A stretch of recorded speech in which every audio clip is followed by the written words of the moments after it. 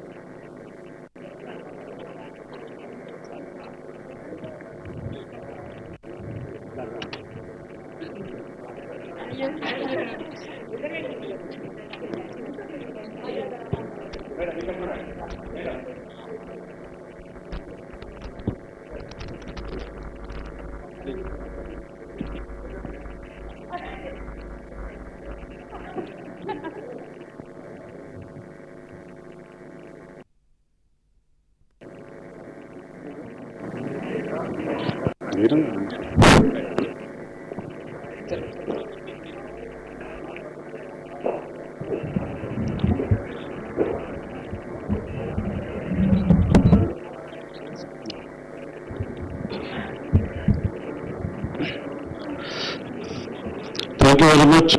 వచ్చిన మిత్రులందరికీ స్వాగతం. నాకు అవకాశం కల్పించిన ప్రెస్ క్లబ్ కొత్త కమిటీకి విజయ్ కుమార్ రెడ్డికి, రమేష్ గారికి కూడా ధన్యవాదాలు. మీ అందరికీ తెలుసు మీట్ ద ప్రెస్ అనే కార్యక్రమం రెగ్యులర్గా మనం అదే ప్రముఖులను పిలిచి వాళ్ళతో ఒక ఇంటరాక్టివ్ సెషన్ లాగా పెడతాము. It's very different format from press conference. So meet the press is చాలామంది ప్రెస్ కాన్ఫరెన్స్ రాలేని సీనియర్లు వాళ్ళందరూ ఇక్కడికి వస్తారు. వాళ్ళ ద్వారా వచ్చిన ప్రముఖులతో మనం మాట్లాడించే ప్రయత్నం చేస్తాం. సో ఈ రోజు కూడా అదే చేస్తాం. సో ముఖ్యమంత్రి గారు ఒక హాఫ్ అన్ అవర్ మాట్లాడిన తర్వాత ముఖ్యమంత్రి గారు ఆయన హాఫ్ అన్ అవర్ 15 నిమిషాలు ఎంతసేపు మాట్లాడదలుచుకుంటే అంతసేపు మాట్లాడిన తర్వాత క్వశ్చన్ ఆన్సర్ సెషన్ ఉంటుంది. ఆ క్వశ్చన్ ఆన్సర్ సెషన్ ఎట్లా ఉంటుంది అనేది సార్ మాట్లాడినాక చెప్తాం. Thank you sir. స్టార్ట్ చేయండి సార్ ప్లీజ్.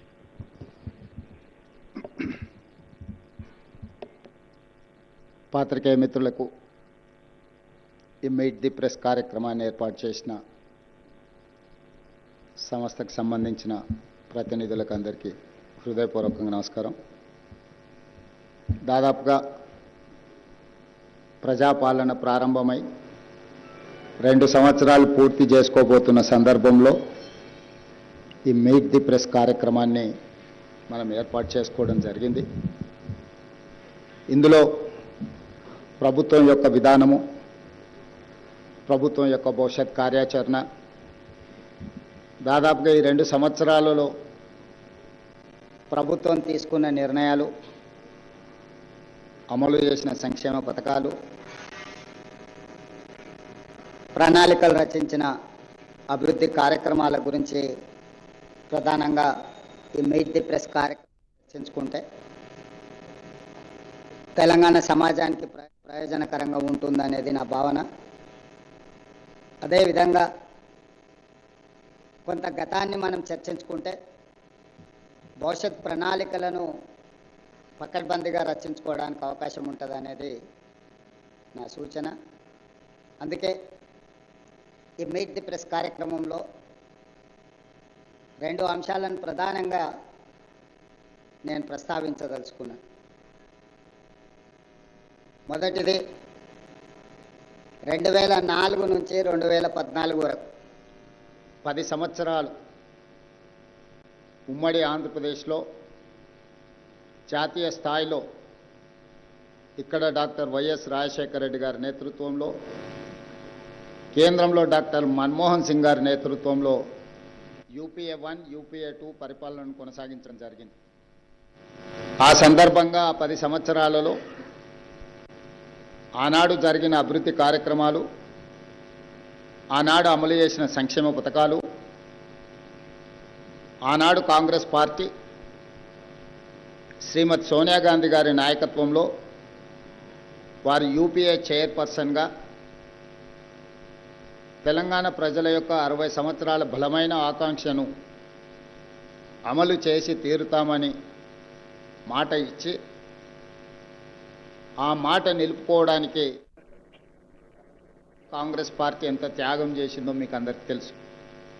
ఇక్కడ చాలామంది జర్నలిస్ట్ మిత్రులు ఆనాడు తెలంగాణ ఉద్యమంలో క్రియాశీలక పాత్ర పోషించి తెలంగాణ రాష్ట్ర సాధనలో మీ పాత్రను మీరు పూర్తి స్థాయిలో పోషించడం జరిగింది. ఆ నేపథ్యంలో తెలంగాణ రాష్ట్ర ఏర్పాటు ప్రక్రియ స్టేట్ అపాయింటెడ్ డే జూన్ 2, 2014 ఆనాడు తెలంగాణ రాష్ట్రాన్ని, హైదరాబాద్ నగరాన్ని 4 కోట్ల తెలంగాణ ప్రజలకు కాంగ్రెస్ పార్టీ అప్పగించడం జరిగింది. ఆ నేపథ్యం తెలంగాణ రాష్ట్ర ప్రజలు భారత రాష్ట్ర సమితిని చంద్రశేఖరరావు గారి నాయకత్వానికి మెజారిటీ ఇచ్చే ప్రభుత్వాన్ని ఏర్పాటు చేయడం జరిగింది. ప్రజా తీర్పు 10 సంవత్సరాల కాంగ్రెస్ పరిపాలనలో యూపీఏ 1, యూపీఏ 2లో తీసుకున్న నిర్ణయాలను కొన్నిటిని, అమలు చేసిన సంక్షేమ పథకాలను కొన్నిటిని నేను ఈ సందర్భంగా మీకు గుర్తు చేయదలుచుకున్నాను. ఆనాడు ముఖ్యంగా కాంగ్రెస్ పార్టీ ఎప్పుడు అధికారంలో ఉన్న రైతులు, మహిళలు, విద్యార్థి నిరుద్యోగ యువకులు, అదేవిధంగా రాష్ట్రం యొక్క అభివృద్ధిని కొనసాగించడానికి అవసరమైన ప్రణాళికలను 4 విభాగాలుగా భావించి ఆనాటి ప్రభుత్వం తీసుకున్న నిర్ణయాలు మీకు అందరికీ తెలుసు. రైతుల సంబంధించిన సంక్షేమ పథకంలో ఎల్బీ స్టేడియంలో ప్రమాణ స్వీకారం చేసిన తర్వాత మొట్టమొదటి సంతకం ముఖ్యమంత్రిగా డాక్టర్ వైఎస్ రాజశేఖర రెడ్డి గారు ఉచిత కరెంటు మీద, రైతుల మీద పెట్టిన వేలాది క్రిమినల్ కేసుల మీద, రైతులకు వ్యవసాయ బిల్లులు దాదాపుగా 1300 కోట్ల రూపాయల బకాయిల రద్దు మీద మొట్టమొదటి సంతకం చేయడం ద్వారా వ్యవసాయం దండగ కాదు, వ్యవసాయాన్ని పండుగ చేయాలని, రైతును రాజును చేయాలని ఆనాడు రాజశేఖర రెడ్డి గారు ఉచిత కరెంటును ప్రవేశపెట్టడం జరిగింది. ఆ తర్వాత రైతు రుణమాఫీ జాతీయ స్థాయిలో 72,000 కోట్ల రూపాయల రైతు రుణమాఫీని డాక్టర్ మన్మోహన్ సింగ్ గారు అమలు చేయడం జరిగింది. ఈనాడు రైతులు దళారుల చేతుల్లో లేకపోతే మిల్లర్ల చేతుల్లో మోసపోకుండా ఉండడానికి కనీస మద్దతు ధర విధానాన్ని తేవడమే కాకుండా పక్కడ్బందీగా అమలు చేసి రైతులు పండించే పంటకు కనీస మద్దతు ధరను ప్రకటించి అంతకంటే తక్కువ ఎవరైనా రైతుల నుంచి పండించిన పంటను కొంటే చట్టరీత్యా అన్ని రకాలుగా వాళ్ళ మీద చర్యలు తీసుకోవడానికి ఆనాడు కాంగ్రెస్ ప్రభుత్వము రైతులను కాపాడే ప్రయత్నం చేసింది. అదేవిధంగా రైతుల యొక్క కరువు సమస్యల్ని, వలస సమస్యల్ని పరిష్కరించడానికి జలయజ్ఞం పేరు మీద ప్రాజెక్టుల నిర్మాణం వేగవంతం చేయాలి, అత్యంత ప్రాధాన్యతతో కూడుకున్న ప్రాజెక్టులను పూర్తి చేయాలని ముఖ్యంగా తెలంగాణ రాష్ట్రానికి సంబంధించి కల్వకుర్తి ఎత్తిపోతలు కావచ్చు, భీమా, నెట్టంపాడు, కోయిల్ సాగర్, జూరార్ల ప్రాజెక్టుల యొక్క పూర్తి కావచ్చు, ఆర్డీఎస్ ప్రాజెక్టు యొక్క ప్రక్షాళన కావచ్చు, రాజీవ్ సాగర్, ఇందిరా సాగర్ కావచ్చు, ఈనాటికి అసంపూర్తిగా ఉన్న ఎస్ఎల్బిసి టన్నెల్ కావచ్చు, ఈరోజు పేరు మార్చి, ఊరు మార్చి, అంచనాలు మార్చి 1,00,000 కోట్ల రూపాయలు కొల్లగొట్టిన కాళేశ్వరం, ఆనాడు ప్రాణహిత చెహెల్ల పేరు మీద తుమ్మిడిహెట్టి దగ్గర ఆదిలాబాద్లో మొదలై రంగారెడ్డి జిల్లా వికారాబాద్, తాండూరు వరకు గోదావరి జలాలను తరలించడానికి ఆనాడు తీసుకున్న ప్రణాళికలు మీకు అందరికీ తెలుసు. సిఎల్పి నాయకుడుగా పీజేఆర్ గారు అసెంబ్లీలో అల్పెరగని పోరాటం చేసి నాగార్జున సాగర్ నుంచి కృష్ణానది జలాలను హైదరాబాద్ నగర ప్రజల యొక్క దాహార్తిని తీర్చడానికి పి జనార్దన్ రెడ్డి గారు ఎనలేని కృషి చేసి ఈనాడు హైదరాబాద్ నగరంలో కృష్ణా ఫేజ్ 1, ఫేజ్ 2, ఫేజ్ 3 అదేవిధంగా రోసయ్య గారు, కిరణ్ కుమార్ రెడ్డి గారు గోదావరి జలాలను తరలించాలని, అంతకంటే ముందు మంజిరా సింగూరు నుంచి వచ్చే తాగునీటి జలాలను వృధా కానియకుండా జంట నగరాల దాహార్తిని తీర్చడానికి నిజాం సర్కార్ కట్టిన గండిపేట నుంచి వచ్చే తాగునీటి సమస్య తర్వాత ఈ ప్రాజెక్టులే నగర విస్తరణకు వేగంగా ఈ నగరం అభివృద్ధి జరగడానికి ఈ సమస్యలను పరిష్కరించి ఈనాడు ఐటీ, ఫార్మా, ఎడ్యుకేషనల్ ఇన్స్టిట్యూట్స్ ఒక నాలెడ్జ్ హబ్గా హైదరాబాద్ మారింది అని అంటే ఆనాడు ఒక స్పెషల్ పాలసీ తీసుకొచ్చింది. చంద్రబాబు నాయుడు గారైనా, డాక్టర్ వైఎస్ రాజశేఖర రెడ్డి గారైనా ఈ మహానగర యొక్క అభివృద్ధి కోసం తీసుకున్న నిర్ణయాలను రాజకీయంగా భిన్న అభిప్రాయాలు ఉన్నా వాటిని కొనసాగించారు. అందులో భాగంగానే ఈ జంట నగరాల చుట్టూతా జంట నగరానికి నిరంతరాయంగా విద్యుత్తును సరఫరా చేయాలి, తద్వారా పెట్టుబడులు వస్తాయి, ఐటీ రంగం, ఫార్మా రంగం విస్తరిస్తుందని ఆనాడు ఎంతో విద్యుత్తు కొరత ఉన్నా ఈ జంట నగరాలకు నిరంతరాయ విద్యుత్తును ఆనాడు అందించడం వల్ల విప్రో, మైక్రోసాఫ్ట్, ఇన్ఫోసిస్ లాంటి, గూగుల్ లాంటి సంస్థలు, పెద్ద పెద్ద ఐటీ రంగంలో దిగ్గజాలైన సంస్థలు ఈ నగరానికి తరలి రావడం జరిగింది. ఫార్మాలో చెప్పవలసిన అవసరమే లేదు. ప్రపంచానికే ఆదర్శంగా నిలబడే ఫార్మా రంగాన్ని ఆనాడు ప్రోత్సహించడం వల్లనే ఈనాడు భారతదేశం ఉత్పత్తి చేస్తున్న బల్క్ డ్రగ్స్లో 40% మన నగరం నుంచే ఉత్పత్తి జరుగుతుంది.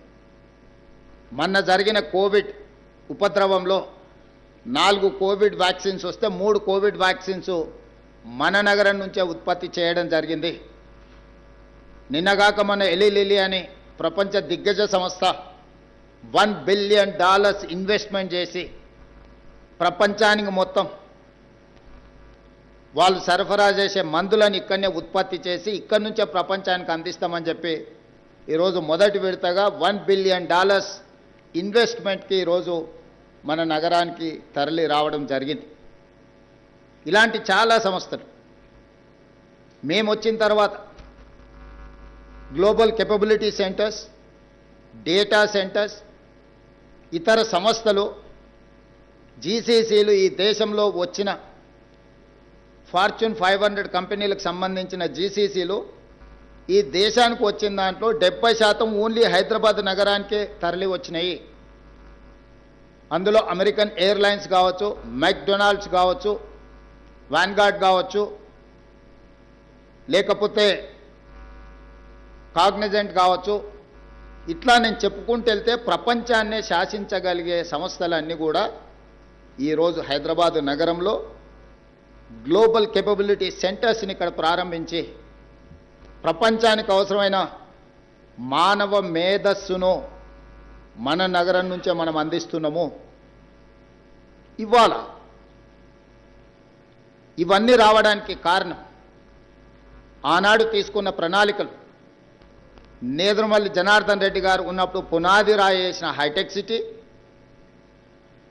రాజశేఖర రెడ్డి గారు కొనసాగించిన ఔటర్ రింగ్ రోడ్, అంతర్జాతీయ ఎయిర్పోర్ట్, మెట్రో రైలు, కృష్ణా గోదావరి తాగునీటి జలాలు, ఐఎస్బీలు, నల్చర్లు, ట్రిపుల్ ఐటీలు, చంద్రబాబు నాయుడు గారు ప్రారంభించిన రాజకీయ కక్ష లేకుండా వాటిని వేగంగా అభివృద్ధి చేయడానికి, ఒక నాలెడ్జ్ హబ్ను క్రియేట్ చేయడానికి ఆనాడు విజయభాస్కర్ రెడ్డి గారు ప్రోత్సహించిన అపోలో హాస్పిటల్స్ నుంచి మొదలు పెడితే ఈనాడు ఉన్న ఏఐజీ, యశోద, గొప్ప గొప్ప హెల్త్ సెంటర్స్ ఇక్కడికి రావడానికి కారణము ఆనాడు కాంగ్రెస్ పార్టీ తీసుకున్న పాలసీలే. ఇవన్నీ కూడా తెలంగాణ గ్రోత్ ఇంజన్ కింద మారినాయి. ఎందుకు ఆంధ్రప్రదేశ్ విడిపోయినప్పుడు ఆంధ్రప్రదేశ్కు సంబంధించిన ప్రజాప్రతినిధులు హైదరాబాద్ నగరంలో మాకు వాటా కావాల్సిందే, మేము ఇక్కడనే ఉంటాం, ఇక్కడనే తిష్ట వేస్తామని అడగడానికి ప్రధానమైన కారణము అంతర్జాతీయ స్థాయి ప్రమాణాలతో ఆ 10 సంవత్సరాలు కాంగ్రెస్ పార్టీ అభివృద్ధి చేయడమే. అంతర్జాతీయ ఎయిర్పోర్ట్ కావచ్చు, ఔటర్ రింగ్ రోడ్ కావచ్చు, హైటెక్ సిటీ కావచ్చు, ఐటీ ఫార్మా కంపెనీలు కావచ్చు, పేరెన్నికగండిన విద్యా సంస్థలు కావచ్చు, మెట్రో రైలు కావచ్చు, తాగునీటి సమస్య కావచ్చు, నిరంతరాయంగా విద్యుత్తు సరఫరా కావచ్చు.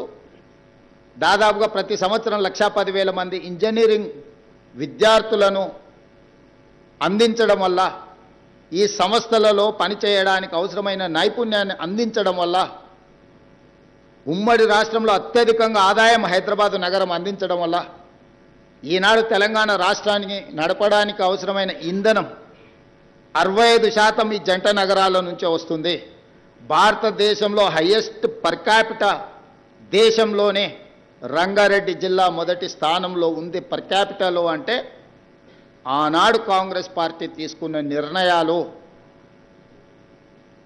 అభివృద్ధి కార్యక్రమాలు కాదు, సంక్షేమం, ఆరోగ్యశ్రీ కావచ్చు, రైతు రుణమాఫీ కావచ్చు, సాగునీటి ప్రాజెక్టులు కావచ్చు, ఇట్లాంటి ఏ ప్రాజెక్టులు తీసుకున్నా ఉచిత కరెంటు కావచ్చు, ప్రతి పథకాన్ని పకడ్బందీగా ఇందిరమ్మ ఇండ్లు స్కై ఇస్ ద లిమిట్, దళితులకు, గిరిజనులకు, ఆదివాసీలకు 25 లక్షల ఎకరాల అసైన్మెంట్ భూములు, 10 లక్షల ఎకరాల పోడు భూముల పట్టాలు, 2006 అటవీ హక్కుల చట్టాన్ని తీసుకొచ్చి భూమి కోసం, భుక్తి కోసం, విముక్తి కోసం కొట్లాడుతున్న ఆదివాసీలకు భూ యజమానులను చేసి నిజాం సర్కార్ మీద తిరగబడ్డ ఆనాటి రాజుల మీద రాజ్యాల మీద పోరాటం జరిగిన సర్దార్ సర్వాయి పాపన్న నుంచి మొదలు పెడితే చాకలి ఐలమ్మ వరకు జరిగిన పోరాటాలన్నీ కూడా భూ పోరాటాలే, సాయుధ రైతాంగ పోరాటాలు.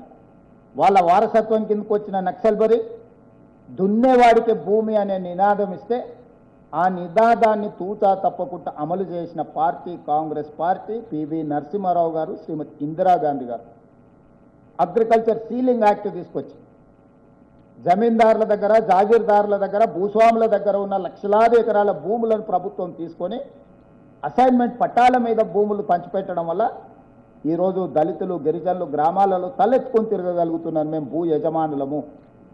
ఇల్లు లేని వాళ్ళకి ఇందిరమ్మ ఇల్లు ఇచ్చి 25 లక్షల ఇండ్లు ఈ ప్రాంతంలో ఆనాడు రాజశేఖర రెడ్డి గారు స్కై ఇస్ ద లిమిట్ అనే పథకంతో ఇందిరమ్మ ఇండ్లను పేదలకు ఇండ్లు ఇచ్చి ఆత్మగౌరవాన్ని పెంచింది కాంగ్రెస్ పార్టీ.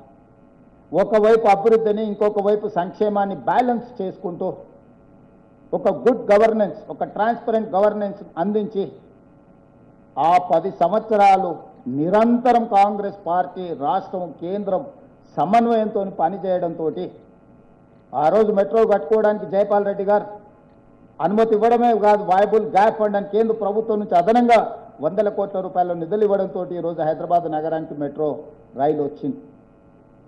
ఇవన్నీ చరిత్రలో చంద్రశేఖరరావు గారు చెరిపేస్తే జరిగే సత్యాలు కావు. వారు ఏదో అనుకుంటున్న వీటిని మసిబూసి మాయరడ్కాయ చేసి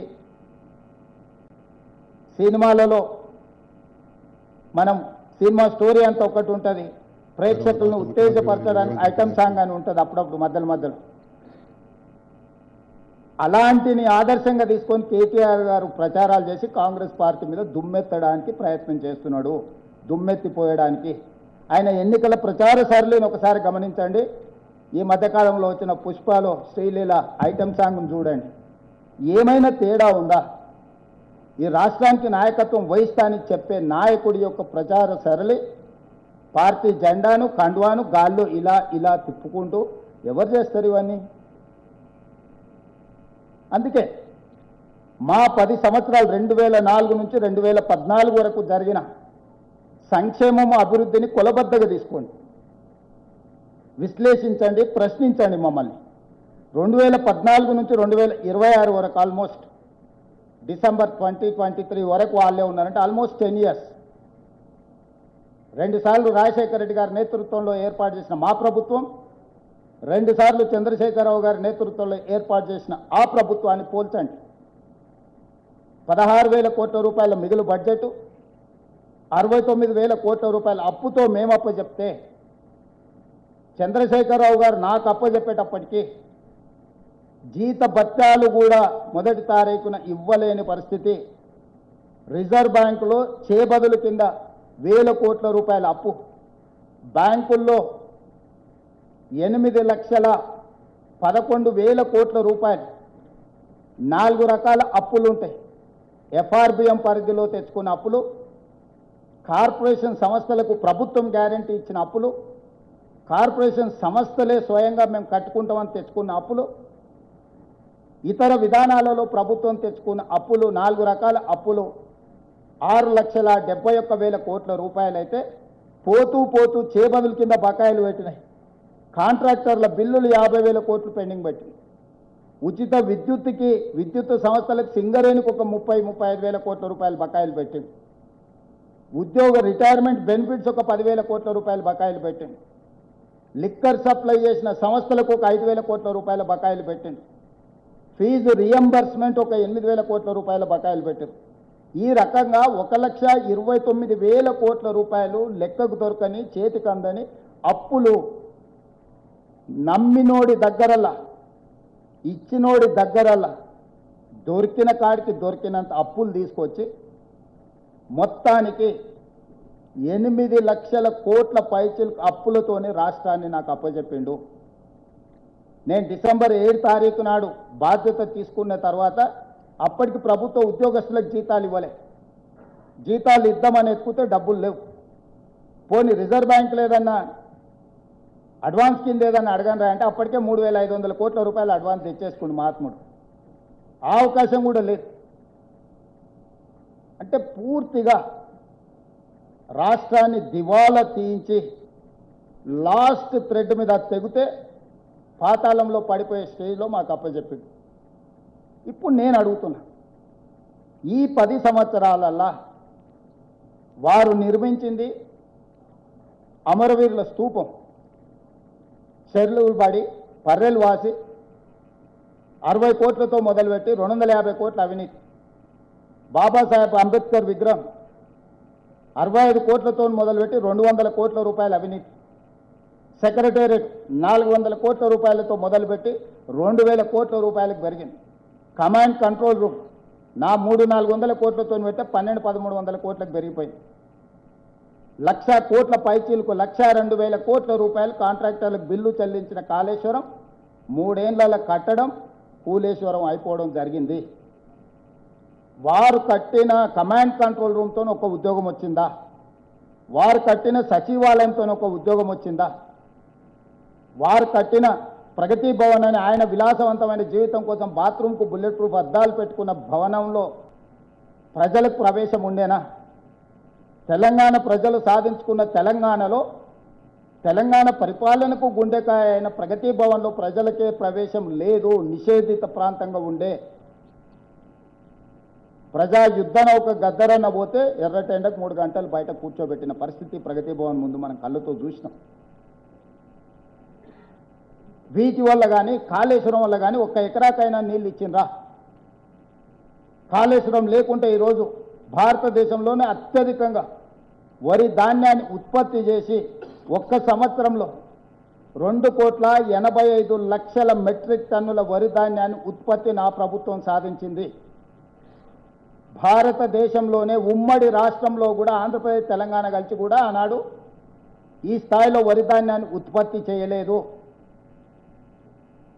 65 లక్షల ఎకరాలలో వరి పండించి ఒక సీజన్లో, ఇంకొక సీజన్లో 54 లక్షల ఎకరాల వరిని పండించి 2 సీజన్లు కలిపితే దాదాపుగా 1,10,00,000 15 లక్షల ఎకరాలలో వరి ఉత్పత్తి చేసి 2,85,00,000 మెట్రిక్ టన్నుల వడ్లను ఉత్పత్తి చేసిన ప్రభుత్వం మాది.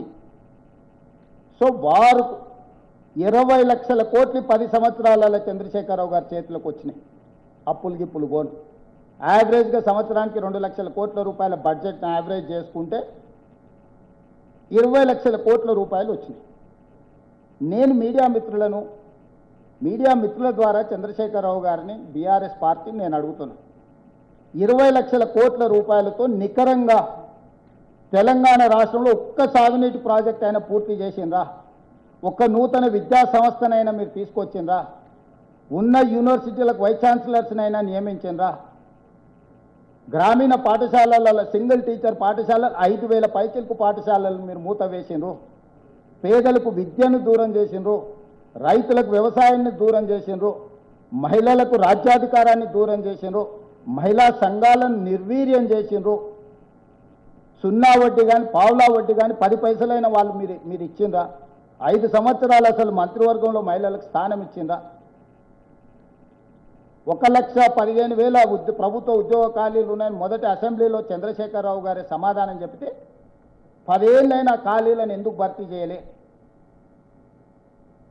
అంటే ఉద్యమము తెలంగాణ రాష్ట్ర సాధన యొక్క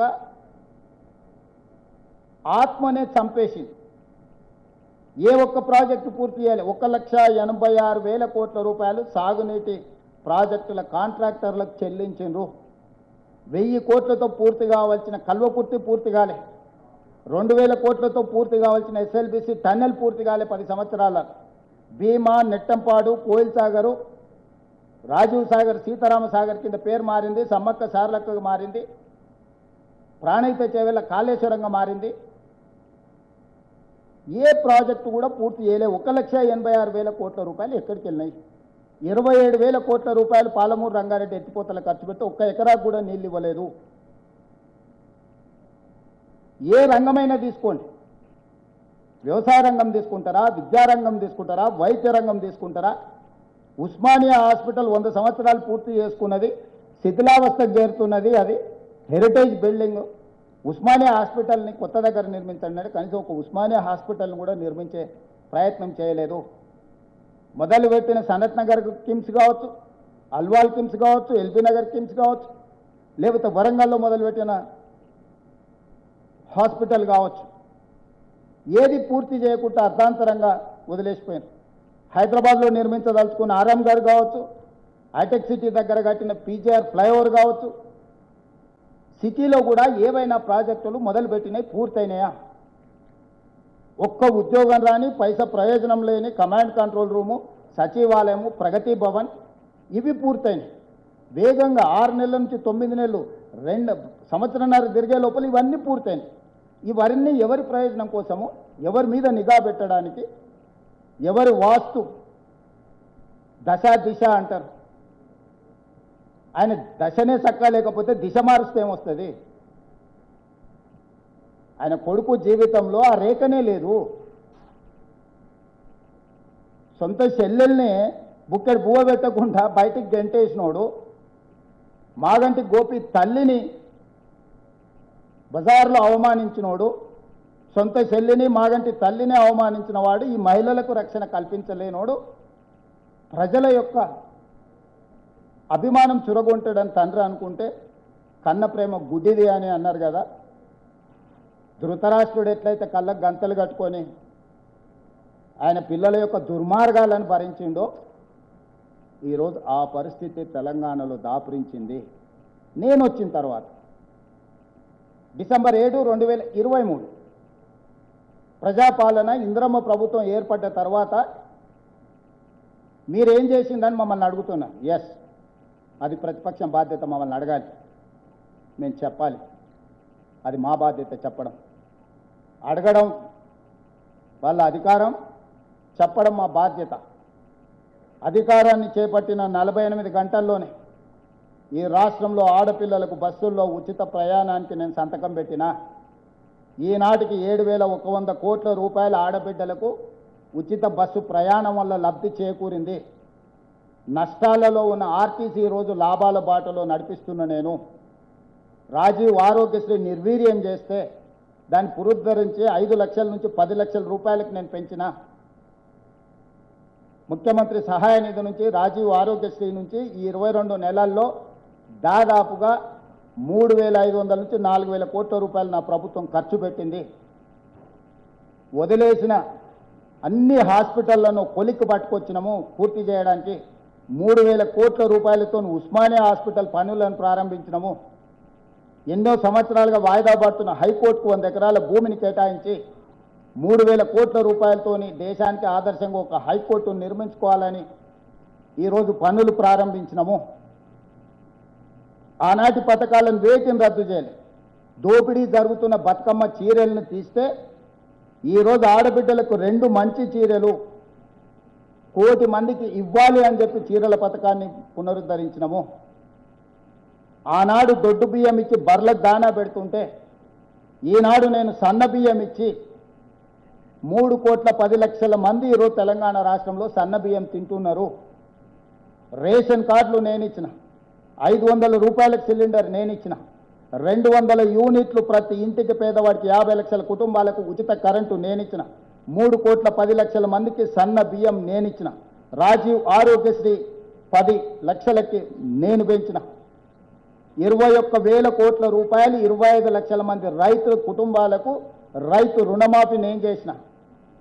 ఇవాళ నేను 9,000 కోట్ల రూపాయలు 9 రోజుల్లో రైతు భరోసా ఖాతాల రైతుల్లోకి వేసి రైతు భరోసా పథకాన్ని ఆనాడు 6,500 ఉంటే ఈనాడు 9,000 కోట్లకు పెంచి రైతు భరోసా పథకాన్ని నేను అమలు చేసిన. షాదీ ముబారక్ కళ్యాణ లక్ష్మి కొనసాగించిన. ఏ ఒక్క పథకాన్ని కూడా చంద్రశేఖరరావు ప్రారంభించింది నేను రద్దు చేయలేదు. నేను అదనంగా సన్న బియ్యం ఇచ్చినా, రేషన్ కార్డులు ఇచ్చినా, ఉచితగా కరెంటు రైతులకు ఇవ్వడమే కాకుండా ఇండ్లకి 200 యూనిట్లు ఉచిత కరెంట్ ఇచ్చినా, 500 రూపాయలకు సిలిండర్ ఇచ్చినా, ప్రతి పథకాన్ని నేను అమలు చేసిన, అదనంగా చేసిన. ఏళ్ల నుంచి సమాజాన్ని పట్టి పీడిస్తున్నా. ఇక్కడ చాలామంది మిత్రులు ఉండొచ్చు, వర్గీకరణ మీద ఎవడైనా ఈ దేశంలో సాహసం చేసిండా? 35 సంవత్సరాల నుంచి ఎస్సీ వర్గీకరణ మీద పోరాటాలు చేసి పిల్లలు ప్రాణాలు కోల్పోయి ప్రాణం పెట్టి కొట్లాడింది. వర్గీకరణ సమస్యకు శాశ్వత పరిష్కారం చూపించి వర్గీకరణనే మొట్టమొదటి దేశంలో అమలు చేసిన రాష్ట్రంగా నేను మొదటి స్థానంలో నిలబడ్డా. 100 సంవత్సరాల నుంచి కులగణన జరగకపోతే బ్రిటిషర్స్ చేసిన కులగణన తర్వాత ఈ దేశంలో జనగణనలో కులగణన చేసి దేశానికి ఆదర్శంగా నిలబడి నరేంద్ర మోడీ కేంద్ర ప్రభుత్వం మెడలు వంచి రేపు జరగబోయే 2026 జనగణనలో కులగణన చేర్పించిన రాష్ట్రం తెలంగాణ రాష్ట్రం. నేను పకడ్బందీగా కులగణన చేసి సోషల్ జస్టిస్ చేసిన. February 4th every year social justice day కింద సెలబ్రేట్ చేయడానికి నేను జీవో ఇచ్చిన. 10 సంవత్సరాలు తెలంగాణ రాష్ట్రానికి రాష్ట్ర గీతమే లేదు. తెలంగాణ రాష్ట్రానికి రాష్ట్ర గీతాన్ని అందించిన తెలంగాణ ప్రజలకు తెలంగాణ తల్లిని, పేద ప్రజల యొక్క ఆత్మగౌరవమైన తెలంగాణ తల్లిని తెలంగాణ ప్రజలకు అందుబాటులోకి తీసుకొచ్చిన. ఎడ్యుకేషనల్ ఇన్స్టిట్యూట్స్, స్కిల్స్ యూనివర్సిటీ తీసుకొచ్చిన, స్పోర్ట్స్ యూనివర్సిటీ తీసుకొచ్చిన, young India integrated residential schools తీసుకొచ్చిన. 100 నియోజకవర్గాలలో 100 యంగ్ ఇండియా ఇంటిగ్రేటెడ్ స్కూల్స్ 25 ఎకరాలలో ఈచ్ స్కూల్ యావరేజ్ 200 crores ఈరోజు ప్రారంభించుకున్నాం. నిరంతరం ప్రజలకు సేవలు అందించే పోలీసులకు ఒక ఆత్మగౌరవం ఉండాలని యంగ్ ఇండియా పోలీస్ స్కూల్ 50 ఎకరాలలో మంచిరేవులో సివి ఆనంద్ డీజీపీ గారు ఈరోజు బాధ్యత తీసుకున్నారు. దేశంలో ఒక ఎన్డీఏ స్కూల్, ఒక సైనిక్ స్కూల్ ఎంత ప్రతిష్టాత్మకంగా ఉంటుందో పోలీస్ స్కూల్ నేను ఇవాళ పోలీసుల కోసం తీసుకొచ్చిన. ఇవాళ వదిలేసిన హాస్పిటల్స్ ఉన్నాయి. ఎర్రగడ్డ కావచ్చు, అల్వాల్ కావచ్చు, ఎల్బీ నగర్ కావచ్చు, వరంగల్ కావచ్చు, వేగంగా పూర్తి చేస్తున్నాం. రేపు 6 నెలల్లో జూన్ 2, 2026 లోపల వాటి అన్నింటిని పూర్తి చేస్తాం. 100 సంవత్సరాల తర్వాత కొత్త ఉస్మానియా హాస్పిటల్ నిర్మించుకోవడానికి ఈరోజు మనం పనులు పెట్టుకున్నాం. హైకోర్టును మనం పనులు ప్రారంభించుకున్నాం. ఇవాళ హైదరాబాద్ నగరానికి ఆనాడు తెచ్చిన కృష్ణానది జలాలు, గోదావరి జలాలే. కిరణ్ కుమార్ రెడ్డి గారు, రోసయ్య గారు ప్రారంభించిన గోదావరి జలాలు 2015లో హైదరాబాద్లోకి వచ్చి అవి తీసి నెత్తి మీద చల్లుకున్నాడు. ఇంతకు మించి ఏమైనా చేసిండా? దానికి నెత్తి మీద చల్లుకోవడం కూడా గొప్ప విద్య కింద మాట్లాడతాడు ఆయన. ఈ 10 ఏళ్లల్లా నగరానికి అదనంగా ఒక్క చుక్క నీరు తేవడానికైనా ప్రయత్నం చేసిండా? ఇవాళ నేను గోదావరి జలాలు 20 టీఎంసీలు హైదరాబాద్ నగరానికి ప్రణాళికలు పూర్తి చేసి తీసుకొని వచ్చిన. పనులు జరుగుతున్నాయి వేగంగా. విద్యుత్తు విషయంలో, తాగునీటి విషయంలో, కంపెనీల పెట్టుబడుల విషయంలో, ఐటీ రంగంలో, ఫార్మా రంగంలో, విద్యారంగంలో అంతర్జాతీయ స్థాయి ప్రమాణాలు ఉన్న విద్యా సంస్థల్ని నగరానికి తీసుకురావడానికి దాదాపుగా 3 లక్షల కోట్ల రూపాయలు పెట్టుబడులు ఈ నగరానికి మేము తీసుకొచ్చినాం. అంతర్జాతీయ సంస్థల్ని మేము తీసుకొచ్చినాం, ప్రతిష్టాత్మకమైన సంస్థల్ని. ఎల్ఈ ఒక ప్రపంచ స్థాయి సంస్థ, అమెరికన్ ఎయిర్లైన్స్, మెక్డొనాల్డ్స్, ఇలా చెప్పుకుంటూ వెళ్తే 70% జీసీసీ సెంటర్లు నేను వచ్చినాక తీసుకొచ్చిన డేటా సెంటర్స్ ఈరోజు ప్రపంచంతోనే పోటీ పడేటందుకు ఈరోజు మనం చేస్తున్నాం. అహ్మదాబాద్ సబర్మతి రివర్ ఫ్రంట్ కట్టుకోవచ్చు, గుజరాత్, ఉత్తరప్రదేశ్ గంగా నది రివర్ ఫ్రంట్ కట్టుకోవచ్చు, ఢిల్లీ యమునా నది రివర్ ఫ్రంట్ కట్టుకోవచ్చు. అది అద్భుతమని ప్రపంచం అంతా ప్రచారం చేసుకుంటారు మోడీ, ఆయన తాబేదారు. హైదరాబాద్ నగరంలో మూసి రివర్ డెవలప్మెంట్ ఫ్రంట్ కట్టుకుందాం అంటే మేము అడ్డం పడుకుంటాం, మేము పోయి అడ్డుకుంటామని ఈరోజు కిషన్ రెడ్డి వీళ్ళు మన వరదలు వచ్చినప్పుడు ఎందుకో పోయి పండుకోలేదు. మన మూసి అంత కొట్టుకపోతుంటే ఎందుకు ఉండలేదు అక్కడికి వెళ్ళి. అంటే బీజేపీ పాలిత రాష్ట్రాలలో అభివృద్ధి జరగాలి, తెలంగాణ రాష్ట్రంలో అభివృద్ధిని అడ్డుకోవాలి. ఎందుకంటే ఇక్కడ పెట్టుబడులు గుజరాత్కు తరలిపోవాలి. ఇదే కిషన్ రెడ్డి గారి ప్రణాళిక. గుజరాత్కు గులాంగిరి ఎందుకు చేస్తున్నాడు కిషన్ రెడ్డి గారు? ఇక్కడికి వచ్చిన సెమీ కండక్టర్, ఇక్కడికి వచ్చిన పెట్టుబడులను బెదిరించి, ప్రధానమంత్రి కార్యాలయం నుంచే బెదిరించి గుజరాత్కు తరలించకపోతుంటే ఒక్క మాట కూడా కిషన్ రెడ్డి గారు మాట్లాడతలేరు. ఈ రాష్ట్రానికి తీరని అన్యాయం కేంద్ర ప్రభుత్వం స్వయంగా ప్రధానమంత్రి కార్యాలయం నుంచే ఒత్తిడి జరుగుతుంటే కేంద్ర మంత్రిగా నోరెత్తని పల్లెత్తు మాట మాట్లాడని కిషన్ రెడ్డి గారు ఒంటికాల మీద నా మీద లేస్తున్నాడు. నా మీద లేస్తే ఏమొస్తుంది? ఏందొస్తుంది? శాతనైతే మోడీ మీద ఎగురు, ఎవరకపోతే కాళ్ళన్న పట్టుకో. సార్ నువ్వు దయదచ్చుకోవచ్చు మొదలు మాకు, కనీసం నువ్వు మొత్తం పిండుకున్నప్పుడు సుక్క కింద ఏదన్నా పడితే మేము పట్టుకుంటాం, ఆ సుక్క డ్రాప్ అన్న మొత్తం నువ్వే పిండుకో. ఏదైనా ఒక సుక్కని ఏళ్ళ సందులకి వెళ్ళి జారినప్పుడన్నా మేము దోషిట్లో పట్టుకున్నాం అడుక్కో మోడీని. ఆ కేటీఆర్తో చేరి పెద్దోళ్ళు చెప్పారు, మంచి సవాసం 10 ఇచ్చి తెచ్చుకోవాలి, చెడు సవాసం 10 ఇచ్చి ఇడిపించుకోవాలి. ఈ బ్యాడ్ హ్యాబిట్ వదులుకుంటలేడు కిషన్ రెడ్డి గారు. ఆ కేటీఆర్ సోపతి వాళ్ళ నాయననే భరించలేకుండా కేటీఆర్ ఓ దగ్గర ఉంటే వాళ్ళ నాయన పోయి ఇంకో దగ్గర ఉంటాడు. వీని మాన్పలేము, వీని మార్చలేము, కొడుకు కాబట్టి నేను భరిస్తున్నా, ఏం చేస్తాను కన్న తండ్రి. సొంత చెల్లె నమ్మకం లేకుంటే ఇల్లు వెళ్ళిపోయింది. అట్లాంటి వాళ్ళతో కిషన్ రెడ్డి గారికి ఏంది సావాసం? ఏం చేసినామని 1.5 ఇయర్స్లో ఫస్ట్ 6 నెలలు మీకు తెలుసు. నేను ప్రభుత్వం చేపట్టంగానే ఎంబడే పార్లమెంట్ ఎన్నికలు, 6 మంత్స్ నేను చేయడానికి కూడా ఏం లేదు ఎన్నికల కోడే. అయినా ప్రతి నెల 1వ తారీఖు నాటి జీతాలు ఇస్తున్నా. ఆ రోజు నుంచి ఈ రోజు వరకు జనవరి 1 నుంచి టిల్ డేట్ ప్రభుత్వ ఉద్యోగస్తులకు 1వ తారీఖు నాటి జీతాలు ఇస్తున్నా. వాళ్ళ సిబిల్ స్కోర్స్ని అన్నిటిని కూడా రిస్టోర్ చేయించిన. ప్రతి విషయంలో ట్రాన్స్పరెంట్గా మీకే చెప్పి పరిపాలన కొనసాగిస్తున్నాము. ₹1 కూడా అదనంగా ఎక్కడి నుంచి ఆయన వచ్చిందా? ఎక్కడైనా ఇంక్లూడింగ్ జర్నలిస్టుల సమస్యల నుంచి మొదలు పెడితే రైతుల వరకు ఏ సమస్యనైనా పారదర్శకంగా మాట్లాడతాం. ప్రజలకు అందుబాటులో మేము ఉంటున్నాం కదా. మీరేం చేసిండ్రంటారు? కులగణన నేను చేయలేదా? మాదిగా ఉపకులాల వర్గీకరణ నేను చేయలేదా? స్కిల్స్ యూనివర్సిటీ నేను చేయలేదా? స్పోర్ట్స్ యూనివర్సిటీ నేను తీసుకురాలేదా? యంగ్ ఇండియా స్కూల్స్ నేను ప్రారంభించలేదా? 11,000 మంది టీచర్ల రిక్రూట్మెంట్ నేను చేయలేదా? మొదటి సంవత్సరంలో 60,179 ప్రభుత్వ ఉద్యోగ ఖాళీలు నేను భర్తీ చేసిన. డిపార్ట్మెంట్ వారిగా లెక్కిస్తా. 15,000 మంది పోలీస్ డిపార్ట్మెంట్, 11,000 మంది టీచర్, మెడికల్ అండ్ హెల్త్లో స్టాఫ్ నర్సుల నుంచి డాక్టర్ల వరకు దాదాపుగా 8,000 మంది, ఇంజనీర్లు కావచ్చు, ప్రతి ఒక్కరు సెక్రటేరియట్ కావచ్చు. ఇంతెందుకు 2011లో గ్రూప్ 1 ఎగ్జామ్స్ జరిగినాయి. ఆ నియామకాలు 2019లో జరిగినాయి. 7 ఏళ్ళు 8 ఏళ్ళు పట్టింది. 2011 తర్వాత గ్రూప్ 1 నోటిఫికేషన్ రాలేదు. నేను వచ్చిన తర్వాత గ్రూప్ 1 నోటిఫికేషన్ ఇవ్వడమే కాదు, పబ్లిక్ సర్వీస్ కమిషన్ను పునరుద్ధరించి 562 మంది గ్రూప్ 1 ఈరోజు నియామక పత్రాలు అందజేసిన. 783 మంది గ్రూప్ 2 నియామక పత్రాలు అందజేసిన. గ్రూప్ 3, గ్రూప్ 4 8,000 పైన గ్రూప్ 4 నియామకాలు నేను చేపట్టిన.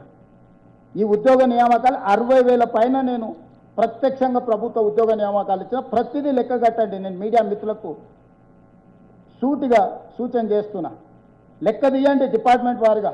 60,000 పైన ఉద్యోగాలకు నియామక పత్రాలు నేను అందించినా లేదా? ఇవాళ 20,000 పైచలకు ఉద్యోగాల నోటిఫికేషన్లు ఇచ్చినా లేదా? నన్ను ఏంది అడిగేది? నువ్వు వీసీలు వైస్ ఛాన్సలర్స్ని కూడా నియమించలే. తెలంగాణలో ఉన్న అన్ని యూనివర్సిటీలకు వైస్ ఛాన్సలర్ నియమించి ప్రక్షాళన చేయట్లేదా? ఇవాళ ప్రొఫెసర్ల రిటైర్మెంట్ ఏజ్ పెంచి పిల్లలకు చదువు నాణ్యమైన చదువును అందుబాటులోకి నేను తీసుకురాలేదా? ఏ రంగాన్ని నిర్లక్ష్యం చేసినా చెప్పండి. 1.5 ఇయర్స్లో 23 నెలల్లో మొదటి 6 నెలలు ఎన్నికలకే పోయింది. మిగిలిన 1.5 ఇయర్లో నేను సాధించిన విజయాలు కావా? సన్న బియ్యం నేను ఇచ్చిన కాదా? నేను ఇచ్చిన రేషన్ కార్డులు లేవా? నేను ఇచ్చిన ఉచిత కరెంటు ఇండ్లకు 50 లక్షల కుటుంబాలకు రావడం లేదా? ఆడబిడ్డలకు ఆర్టీసీ బస్సు ఉచిత ప్రయాణం లేదా? 500 రూపాయల సిలిండర్ మీ కళ్ళ ముందు కనిపించడం లేదా? దాదాపుగా నువ్వు రోడ్లన్నీ వదిలేసిపోతే హ్యాండ్లో ఈరోజు దాదాపుగా 20,000 కోట్ల రూపాయల టెండర్లు కొత్త రోడ్ల కోసం పిలిచింది లేదా? నువ్వు వదిలేసిన ఆరామ్ గారు పూర్తి చేసింది నేను కాదా? పీజీఆర్ ఫ్లైఓవర్ బ్రిడ్జ్ పూర్తి చేసింది నేను కాదా? ఈరోజు మెట్రో విస్తరణ కోసం మెట్రోని బ్లాక్మెయిల్ చేసి 3 ఏళ్ళు ఆలస్యం చేసి 6,000 కోట్లు దాని భారాన్ని పెంచి దివాలా తీపించే పరిస్థితి వస్తే, మెట్రో విస్తరణకు సహకరించకపోతే డిజిన్వెస్ట్మెంట్ పేరు మీద పబ్లిక్ సెక్టర్ యూనిట్స్ అన్నిటిని కేంద్ర ప్రభుత్వం అమ్ముకుంటుంటే ఇవాళ మెట్రోని నేను టేక్ ఓవర్ చేసిన, మెట్రోను విస్తరించడానికి నేను ప్రయత్నం చేసిన, హైదరాబాద్ నగరానికి గోదావరి జలాలను తీసుకురావడానికి నేను ప్రయత్నం చేస్తున్నాను. ఇవన్నీ 1.5 ఇయర్స్లో మేము సాధించిన విజయాలు కాదా? మేము చేస్తున్న ప్రణాళికలు కాదా? మూసీ రివర్ డెవలప్మెంట్ ఫ్రంట్ కోసం అహర్నిశలు కృషి చేస్తున్నాం.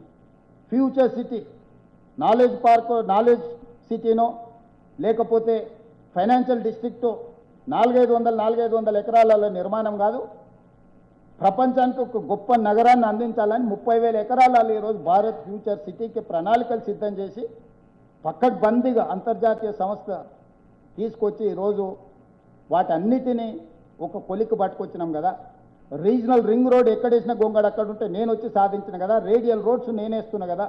మూసీ రివర్ డెవలప్మెంట్ ఫ్రంట్కే కాకుండా ఎలివేటెడ్ కారిడార్స్ నేను కదా డిజైన్ చేసింది. ఈ 1.5 ఇయర్స్లో ఒక్క రోజైనా ఎక్కడైనా వృధా చేసినామా? రాబోయే 10 సంవత్సరాలు మేము ఉంటాం, ఇవన్నీ పూర్తి చేస్తాం. బీఆర్ఎస్ బీజేపీకి కాంగ్రెస్ యూపీఏ 1 యూపీఏ 2కి ఏందా డిఫరెన్స్ అంటే, మేము గ్రోత్ ఇంజన్ యాడ్ చేసినాం. ప్రతిదీ ఆదాయాన్ని, ఉద్యోగాలను, పరోక్ష ఉపాధిని అందించే ప్రణాళికలు మేము తీసుకొచ్చినాం. మేము సంపాదించినంత ఖర్చు పెట్టి విలాసవంతమైన జీవితం గడపడానికి మోడీ కేసీఆర్ ప్రయత్నం చేసిండ్రు. ఐటీఐఆర్ కారిడార్ మేము ఇచ్చినాం, మోడీ కేసీఆర్ కలిసి రద్దు చేసి. ఐటీఐఆర్ కారిడార్తో కొన్ని లక్షల ఉద్యోగాలు ఐటీ రంగంలో వస్తుండే. ఈరోజు ఐటీ సంస్థలు రాబట్టే కదా, ఔటర్ రింగ్ రోడ్ ఉండబట్టే కదా, అంతర్జాతీయ ఎయిర్పోర్ట్ ఉండబట్టే కదా, ఫార్మా కంపెనీలు ఉండబట్టే కదా ఇవాళ హైదరాబాద్ నగరం ప్రపంచ స్థాయి నగరంగా మారింది.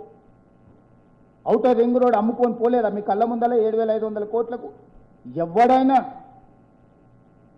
తలకాయ ఉన్నోడు, తలకాయలో గుజ్జున్నోడు ఎవడన్నా శాశ్వతంగా ఒక ఆస్తిని అమ్మేసుకొని వెళ్ళిపోతాడా? 160 కిలోమీటర్ల ఔటర్ రింగ్ రోడ్ ఆనాడు ఎంత కష్టపడి కట్టిరు. భూసేకరణ సమస్యలు, టెక్నాలజీ పూర్తిగా లేనప్పుడు కేవలం 2,000 కోట్లు ఖర్చు పెడితే పూర్తి ఎస్ఎల్బీసీని కూడా నిర్వీర్యం చేసి నల్గొండ ఫ్లోరైడ్ భూతానికి కారణం కేసీఆర్ మోడీ ఇద్దరు. ఇవాళ మేము పూర్తి చేయడానికి పోతే శాపనార్థాలు పెడుతున్నాం. పిల్లి శాపనార్థాలు కుట్టి తెగిపడుతుందా? ఒక ప్రమాదం జరిగింది, అన్యాయంగా కార్మికులు చనిపోయినారు, వాళ్ళని ఆదుకోవాలా? బాధ కంటే పైశాచిక ఆనందం. పిల్లలు చచ్చిపోతే పైశాచిక ఆనందం. స్కూల్లో ఫుడ్ పాయిజన్ అయిపోతే ఇట్లా తలుపులు మూసుకొని బాబా మాటలు డ్యాన్సులు చేస్తారు. అబ్బాయి ఈరోజు 2-3 చచ్చిపోయేటట్టు ఒక పైశాచిక ఆనందంతో ఈరోజు ప్రతిపక్ష పాత్ర పోషిస్తారు. ఏంది విష సంస్కృతి? ఎప్పుడైనా ప్రతిపక్షాలు ఇట్లా ఉండేనా? 10 ఏళ్ళు చంద్రబాబు నాయుడు గారు ఉన్నప్పుడు రాజశేఖర రెడ్డి గారు ప్రతిపక్షంలో ఉన్నారు. 10 ఏళ్ళు రాజశేఖర రెడ్డి గారు ఉన్నప్పుడు చంద్రబాబు నాయుడు గారు ప్రతిపక్షంలో ఉన్నారు. 10 ఏళ్ళు చంద్రశేఖరరావు గారు ఉన్నప్పుడు జానారెడ్డి, బట్టి విక్రమార్క గారు ప్రతిపక్షంలో ఉన్నారు. కానీ ఈ పైశాచిక ఆనందం, వికృతమైన చేష్టలు, ఏది పడితే అది మాట్లాడడం ఎప్పుడైనా జరిగిందా? మేము వచ్చినామో రాలేదో, అసలు కూర్చున్నామో లేదో, అంత భరించలేని తనమేంది? స్వతంత్రం వచ్చినప్పుడు కూడా రాజులు ఇట్లనే ఆలోచన చేశారు. పేదోళ్ళు, ఎస్సీ ఎస్టీ రిజర్వేషన్ల ఎమ్మెల్యేలు ఎంపీలు అయిపోతే జమీందారులు, జాగీర్దారులు అసలు వీళ్ళేంది, వీళ్ళు ఎమ్మెల్యేలేంది, వీళ్ళు అసలు కుర్చీలో కూర్చుంటారా? Same now they are repeating same culture. అంత అసహనం ఎందుకు కేటీఆర్ గారికి, హరీష్ గారికి? వాళ్ళ మొహాలు చూడండి. ఎప్పుడైనా ఒక్కసారి అసెంబ్లీలో ఉన్నప్పుడు ముఖమంతా పింజరించుకొని ఇట్లా విషమంతా ఇట్లా ఫేస్లో, నిజంగానే వాళ్ళ కళ్ళకి శక్తి ఉంటే మాడి మసైపోయేటట్టు చూస్తుంటారు ఆ ముఖ్యమంత్రి కుర్చీ దిక్కు. అసలు ఏంది మీ తాత ముత్తాతల జాగీరాదేమన్నా? జాగీర్ అయినా కూడా పోతుంది. ఊర్లలో మాకు బొచ్చడు భూములు ఉండే పోయినాయి. సీలింగ్ యాక్ట్ వచ్చినప్పుడు ఇటు చాలా మంది భూములు కోల్పోయిన వాళ్ళు చాలా మంది. 4 రోజులు అయినాక మనసు కుదుట చేసుకుంటాము. అసలు ఏంది ఆ పైశాచిక ఆనందము? ఏంది వాళ్ళ విపరీతమైన ధోరణి? జూబ్లీ హిల్స్ ఉప ఎన్నికల గురించి ఇక్కడ చెత్త ఉంది, అక్కడ మోరుంది, ఇక్కడ మురుకుంది అంటాడు. మున్సిపల్ మంత్రి నువ్వే కదా స్వామి. 3 సార్లు మీ ఎమ్మెల్యేనే కదా అక్కడ నుంచి. 3 సార్లు కిషన్ రెడ్డి బీజేపీ పార్టీ కదా ఎంపీ. మాకెన్నడ అవకాశం వచ్చింది? Councillor, corporator, MLA, MLC, MP, కేంద్ర మంత్రి, రాష్ట్ర మంత్రి, అన్ని మంత్రులు మీరు ఇద్దరే ఉంటారు తోడు దొంగలు. దానికి కారణం మీరే కదా. మా ప్రాతినిధ్యమే లేదు అక్కడ. ఆ సమస్యకు మమ్మల్ని ఎట్లా జవాబు చెప్పంటాడు కేటీఆర్. 10 ఏళ్ళు అట్లా చేసినందుకు నేను అందుకే చెప్పిన, ఏదైనా చెత్తకుండి చూసి ఓ రోజంతా ఆయనను గట్టేరాడ, దాంతోనే ఆయనకు తత్వం బోధపడుతుంది అని.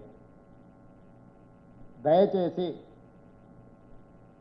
ప్రజలు, మీడియా మిత్రులకు నా విజ్ఞప్తి ఒకటే, ఇది ప్రజాపాలన, ప్రజలకు అందుబాటులో ఉండే పాలన, ప్రజలు మా దృష్టికి తెచ్చిన సమస్యలను పరిష్కరించే పాలన. అన్ని సమస్యలు ఓవర్నైట్గా పరిష్కారం అయితే దేశంలోనే సమస్యలు ఉండకపోనేము. విడతల వారీగా, ప్రాధాన్యత వారీగా సమస్యలను పరిష్కరించే బాధ్యత మేము తీసుకుంటాము. అది విద్య కావచ్చు, వైద్యం కావచ్చు, మహిళలు కావచ్చు, రైతులు కావచ్చు, విద్యార్థులు కావచ్చు, నిరుద్యోగ యువకులు కావచ్చు, అమరవీరుల కుటుంబాలు కావచ్చు, తెలంగాణ ముఖ్యంగా సాంస్కృతిక తెలంగాణ కవులు, గాయకులు, కళాకారులను ఆదుకునే విధానం కావచ్చు, పోరాటాలు కావచ్చు. అందుకే మేము నక్సలైట్ మిత్రులను కూడా జనజీవన స్రవంతిలోకి రావండి, మీ ఆలోచనల ప్రకారం తెలంగాణను ఒక దిశగా పేదవాళ్ళకు పరిపాలన అందించే పరిపాలన తీసుకొద్దామని మేము మాట్లాడినాం. ఇవాళ నేను ఒకటే మాట అడగదలుచుకున్నా, ఎవరిది అగ్రికల్చర్, ఎవరిది డ్రగ్స్ కల్చర్ మీరు నిర్ణయించుకోండి. ఒకనాడు గంజాయి డ్రగ్స్ అంటే ఎక్కడో ఇనటోళ్ళు ఎవరో వాడతారని, అడవుల్లో సాములో సన్నాసులో తీసుకుంటారని, డ్రగ్స్ పెద్ద పెద్ద వాళ్ళు తీసుకుంటారని విన్నాం. ఇవాళ గల్లీల గంజాయి డ్రగ్స్ కారణం ఎవరు? మీరు ఒకసారి ఆలోచన చేయండి. ఎవరిది పబ్ కల్చర్, ఎవరిది సామాన్య ప్రజలతో కలిసిపోయే కల్చర్ మీరు అంచనా వేసుకోండి. ఎవరు సినీ కార్మికులతో కూర్చొని మాట్లాడుతుండ్రో, ఎవరు సినిమా తారలతో గెస్ట్ హౌజుల్లో చర్చలు చేస్తుండ్రో పోల్చి చూడండి. ఎవరి నిబద్ధత ఏందో మీరు అర్థం చేసుకోండి. ఈ నిబద్ధత మీద ప్రజల్ని తీర్పు ఇవ్వమని అడుగుతున్నానే. ఈ గ్రేటర్ హైదరాబాద్లో కంటోన్మెంట్ ఒకే ఒక సీటు ఉప ఎన్నికల్లో గెలిచినాం. 30 సంవత్సరాల నుంచి పెండింగ్ ఉన్న కంటోన్మెంట్ షామీర్పేట ఎలివేటెడ్ కారిడార్కు డిఫెన్స్ భూములు, కంటోన్మెంట్ మేడ్చల్ ఎలివేటెడ్ కారిడార్కి డిఫెన్స్ నుంచి భూములను నేను సాధించుకొచ్చి పనులు ప్రారంభించిన. 5,000 కోట్ల రూపాయల నిధులు వాటికే ఇచ్చిన. కంటోన్మెంట్లో తాగునీటి సమస్యకు పరిష్కారం చూపించిన. గ్రేటర్ హైదరాబాదులో నాకు ప్రతినిధులు లేరు, ఓల్డ్ సిటీలు ఉన్నందుకు సహకరిస్తే గౌలిగూడ నుంచి చాంద్రాయణగుట్టకు మెట్రో విస్తరణ పనులు ప్రారంభించిన. కొన్ని వేల కోట్ల రూపాయలు రోడ్లకు ఇచ్చిన, అండర్ గ్రౌండ్ డ్రైనేజ్కి ఇచ్చిన. మిరాలన్ ట్యాంకు మీద సస్పెన్షన్ బ్రిడ్జ్ తీగల వంతెన ఈరోజు 500 కోట్లతో పనులు ప్రారంభమైంది. ఎక్కడెక్కడైతే ప్రజాప్రతినిధులు ఆ పార్టీ ఈ పార్టీ లేకుండా మమ్మల్ని మా దృష్టికి తీసుకొస్తుండ్రో ఆ ప్రాంతంలో అభివృద్ధి కార్యక్రమాలు వేగంగా జరుగుతున్నాయి. ఈరోజు కంటోన్మెంట్లో కాంగ్రెస్ గెలిచింది కాబట్టి అక్కడ సమస్యల్ని నేను పరిష్కరించగలిగిన. ఈరోజు మిగతా ప్రాంతంలో బీఆర్ఎస్ గెలిచిన దగ్గర ఏ ఒక్కరు కూడా ప్రజా సమస్యల మీద ఈ 20 నెలల్లో ఈ సమస్య ఉన్నది, దీనికి నిధులు కావాలి, దీన్ని పరిష్కరించండి, మీరు క్షేత్రస్థాయి పర్యటనకు రండి నన్ను ఆహ్వానించలేదు, మా దృష్టి కూడా తీసుకొస్తలేరు. మేము వెళ్ళడానికి పోతే ప్రోటోకాల్ మీరెట్లు వస్తారు, మేము లేకుండా అని పంచాయతీలు పెడతారు. ఇది సమస్యలకు పరిష్కారానికి సహకరించదు. అందుకే దయచేసి జూబ్లీ హిల్స్ ప్రజలు విజ్ఞతతో సెంటిమెంటా డెవలప్మెంటా, ఒకవేళ సెంటిమెంట్ అయితే 2007లో పీజేఆర్ కంటే గొప్ప నాయకుడు ఎవరు లేరు. పీజేఆర్ చచ్చిపోయినప్పుడు ప్రధాన ప్రతిపక్ష పార్టీ చంద్రబాబు నాయుడు గారు ఏకగ్రీవానికి సహకరించిన, ఎవరు నామినేషన్ వేయలే. పీజేఆర్ కుటుంబం వెళ్ళి కేసీఆర్ అభ్యర్థిని పెడతా అంటే 3 గంటలు ఆయన ఇంటి ముందర నించుంటే పీజేఆర్ సతీమణి కుటుంబం పోతే 3 గంటలు ఎండకు నించోబెట్టిండు, అపాయింట్మెంట్ కూడా ఇవ్వలే. ఎన్నికల్లో అభ్యర్థిని పెట్టి ఎన్నికలు తెచ్చిందే చంద్రశేఖరరావు. రామరెడ్డి వెంకటరెడ్డి ఖమ్మంలో మీకు అందరికీ తెలుసు ఆయన పెద్ద ఆయన గురించి. ఆయన చనిపోతే ఆయన సతీమణిని ఎన్నికల్లో పోటీ పెడితే కనీసం ఆమె కొన్ని వేల మందికి భోజనాలు పెట్టుతో సొంతంగా వండి ఇంటి దగ్గరికి పోతే 24/7 వాళ్ళ ఇంట్లో పోయి వెలుగుతూనే ఉండే రామరెడ్డి వెంకటరెడ్డి ఇంట్లో. ఖమ్మం జిల్లా మిత్రులు ఎవరైనా ఉంటే నేను చెప్పింది అబద్ధమేమో మీరు వెరిఫై చేసి చెప్పండి. అట్లాంటి రామరెడ్డి వెంకటరెడ్డి చచ్చిపోతే ఆయన సతీమణిని ఎన్నికల్లో పెడితే కూడా పట్టుబట్టి ఓడగొట్టింది చంద్రశేఖరరావు. నారాయణ ఖేడ్ల కిష్టారెడ్డి గారు పెద్ద మంది చచ్చిపోతే వాళ్ళ కొడుకుని పట్టుబట్టి ఓడగొట్టింది. అసలు ఈ సాంప్రదాయాన్ని తుంగలో తొక్కి ఏకగ్రీవం జరిగే ఉప ఎన్నికల్ని ఎన్నికలు తీసుకొచ్చి ఈ విష సంస్కృతిని, ఈ విష బీజాన్ని నాటిందే చంద్రశేఖరరావు. మరి నువ్వు నాటిన విష మొక్క నిన్నే మింగుతుంది కదా. నువ్వు తెచ్చిన సంస్కృతి నీకే గుదిబండగా మారుతుంది. ఈరోజు గోపి నాకు మంచి మిత్రుడే, కానీ విధిలేని పరిస్థితి ఎన్నికలు తెచ్చింది చంద్రశేఖరరావు. ఈరోజు నగరాన్ని అభివృద్ధి చేయాల్సిన బాధ్యత నా మీద ఉంది. రేపు పొద్దుగాల నేను ఈ నగరాన్ని అభివృద్ధి చేయకపోతే నన్ను ప్రశ్నించే అవకాశం ఉంది. నేను అభివృద్ధి చేయాల్సిందే, నేను జూబ్లీహిల్స్ గెలవాల్సిందే. జూబ్లీహిల్స్ గెలవడం ద్వారా అభివృద్ధి జరుగుతుంది. ఇవాళ 30 మంది ఎమ్మెల్యేలు ఉన్నారు బీఆర్ఎస్లో, 36 మందో 37 మందో, ఎంతమంది సరిగ్గా లెక్క నాకు తెలియదు. కానీ వచ్చేటోళ్ళు పోయేటోళ్ళు అటు ఇటు అసెంబ్లీకి వచ్చేటోళ్ళు రానోళ్ళు లెక్కలు తీస్తే 30 పైనే ఉంది కదా. ఒకటి ఎక్కువ ఒకటి తక్కువ. ఇప్పుడు దీనివల్ల వచ్చే నష్టం ఏంటి? మాట్లాడండి. చంద్రశేఖరరావే మాట్లాడడానికి ఉండగా లేని మళ్ళా జూబ్లీహిల్స్లో కొత్తగా మాట్లాడడానికి ఎమ్మెల్యేలు ఎందుకు? ప్లస్ రకరకాల చర్చలు జరుగుతూ ఉన్నాయి. కేటీఆర్ గురించి అనుమానాలను గోపి తల్లే వెలిబుచ్చుతున్నాడు. ఇట్లాంటి విషయాలు నేను చర్చించదలుచుకోలేదు. కానీ ఇవన్నీ నేపథ్యంలో మీరు ఆలోచన చేయండి ఎవరి వైపు ఉండాలనో. చివరిగా మీడియా మిత్రులకు కూడా నాకు ఒక సూచన. ఈ ఫేక్ సర్వేల్ని నిబద్ధత కలిగిన సంస్థలకు దయచేసి నిజంగా మీరు నమ్మితే వేయండి. మీరు ఒకవేళ ఆ సర్వేల్ని మీరు స్వయంగా నమ్మిండ్రు అనుకో, మీరు ప్రసారం చేయండి, నాకేం అభ్యంతరం లేదు. ఇది మేమే సర్వే చేసినాం, ఇట్లా రిజల్ట్ ఉంది, ఇది మా బాధ్యత అని మీరు చెప్పండి. చెప్తే 14వ తారీఖు నాడు సాయంత్రం అవన్నీ బయటకు వస్తాయి. ఆ రోజు మీ నిబద్ధత కూడా ప్రజలకు తేలుతుంది. వేరే ఉద్దేశంతో మీరు సంవత్సరాల కొద్దీ కొంతమంది అవినీతి మీద, కొంతమంది అహంకారం మీద, అధికారం పోయినా అహంకారం వీడలేదనేటోళ్ళ మీద మొత్తం అంతా కొట్లాడి సరిగ్గా పరీక్ష రాసినప్పుడు వాడిని నకలు కొట్టడానికి అవకాశం ఇస్తే వాడిని మీరు ఎట్లా ఫెయిల్ చేస్తారు? నా విజ్ఞప్తి ఇది. ఇందులో నాకేమీ ఇష్యూ లేదు. ఎందుకంటే ఇది చాలా ఏమంటారు, చాలా లాంగ్ వే టు గో. మీడియాకు కాంగ్రెస్ పార్టీకి ఉన్న బంధం అనుబంధం ఇది చాలా దీర్ఘకాలికంగా జరగాల్సింది. వీటన్నిటిని దృష్టిలో పెట్టుకొని మీరు నిర్ణయాలు తీసుకొని ఈ ప్రభుత్వానికి సహకరించండి. ప్రజలకు మేలు చేకూర్చే విధంగా 94 నుంచి 2004 10 సంవత్సరాలు తెలుగుదేశం పార్టీ, 2004 నుంచి 2014 10 సంవత్సరాలు కాంగ్రెస్ పార్టీ, 2014 నుంచి 2024 10 సంవత్సరాలు ఆల్మోస్ట్ బీఆర్ఎస్ పార్టీ, 2024 నుంచి 2034 వరకు కాంగ్రెస్ పార్టీ అధికారంలో ఉంటుంది. ఇది నిర్దిష్టమైన ప్రజా తీర్పు. మీ అనుభవం, నా అనుభవం, మనందరి అనుభవం అదే చెప్తుంది. 10 సంవత్సరాలు ప్రజాప్రభుత్వం ఉంటుంది. ప్రణాళికలు రచించుకొని ప్రణాళికబద్ధంగా రీజనల్ రింగ్ రోడ్ కానీ, భారత్ ఫ్యూచర్ సిటీ కానీ, మూసీ రివర్ డెవలప్మెంట్ కానీ, మెట్రో రైలు విస్తరణ కానీ, హైదరాబాద్ నగరానికి గోదావరి జలాల తరలింపు కానీ, హైదరాబాద్ ట్రాఫిక్ సమస్యను కానీ, హైదరాబాదును పట్టి పీడిస్తున్న డ్రగ్స్ని కానీ, హైదరాబాదులో ఆక్రమించుకుంటున్న చెరువులు, కుంటలు, నాలాల తొలగింపు కానీ, ఇవన్నీ చేసుకొని ఒక పొల్యూషన్ ఫ్రీ సిటీ కింద మన నగరాన్ని అభివృద్ధి చేసుకుందాం. తెలంగాణ రైజింగ్ 2047 విజన్ డాక్యుమెంట్ అనే డిసెంబర్లో మనం డెడికేట్ చేసి ముందుకు వెళ్దాం. మీరందరూ సహకరించాల్సిందిగా కోరుకుంటూ సెలవు తీసుకుంటున్న మిత్రులతో. హైదరాబాద్ ఇప్పుడు చెరువులు, నాలాలు, కుంటలు వాళ్ళు అడుగుతారు కదా, ఎట్లా వాళ్ళకి అడగడానికి కొంత. Thank you sir. ముఖ్యమంత్రి గారు క్వశ్చన్ ఆన్సర్ సెషన్ స్టార్ట్ చేసే ముందు ఒక చిన్న అంటే ముఖ్యమంత్రి గారికి నిన్ననే ఆయన జన్మదినం జరుపుకున్నారు. సో పాత్రికేయ మిత్రులందరి తరఫున ఆయనకు happy birthday sir, belated happy birthday. And మరెన్నో బర్త్డేలు మీరు జరుపుకోవాలని, ఇట్లా ప్రజాసేవలో ఉండాలని మేము కోరుకుంటున్నాం. మీకు చాలామంది అన్ని సెక్షన్స్ చాలా చేస్తున్నారు, మీకు తెలుసు. జర్నలిస్టులకు కూడా మీరు చాలా చేస్తున్నారు. పర్టికులర్లీ మా హౌసింగ్ ఇష్యూ మీరు పేట్ బషీరాబాద్ ల్యాండ్ మాకు ఇచ్చి గవర్నమెంట్ ఆర్డర్ ద్వారా మాకు ఇచ్చినారు. అది ఒక్కటి ఫైనల్ చిన్న 99% అయింది, 1% ఒక దగ్గర ఆగింది. 1% కూడా మీరే చేయాలి, మీ చేతుల్లోనే ఉంది. ఎందుకంటే మాకు జర్నలిస్టులకు సంబంధించిన వరకు సుప్రీంకోర్టు అయినా సుప్రీంకోర్టు చీఫ్ జస్టిస్ అయినా మీరే అని మేము అందరు నమ్ముతున్నాం. కాబట్టి మా అందరికీ ఒక్కటి సాల్వ్ చేస్తే నిజంగా మీరు జర్నలిస్టులకు చిరకాలంగా గుర్తుండిపోతారు sir. Question answers I think చాలామంది మిత్రులు అందరూ ముఖ్యమంత్రి గారికి తెలుసు, ఇక్కడ రెగ్యులర్గా బీట్ రిపోర్టర్స్ చాలామంది ఉన్నారు. సో మా కోరిక ఏంటంటే చాలామంది సీనియర్స్ వచ్చినారు. So will give the first chance to them. Mics ఉన్నాయా? ఇక్కడ ఇస్తారా?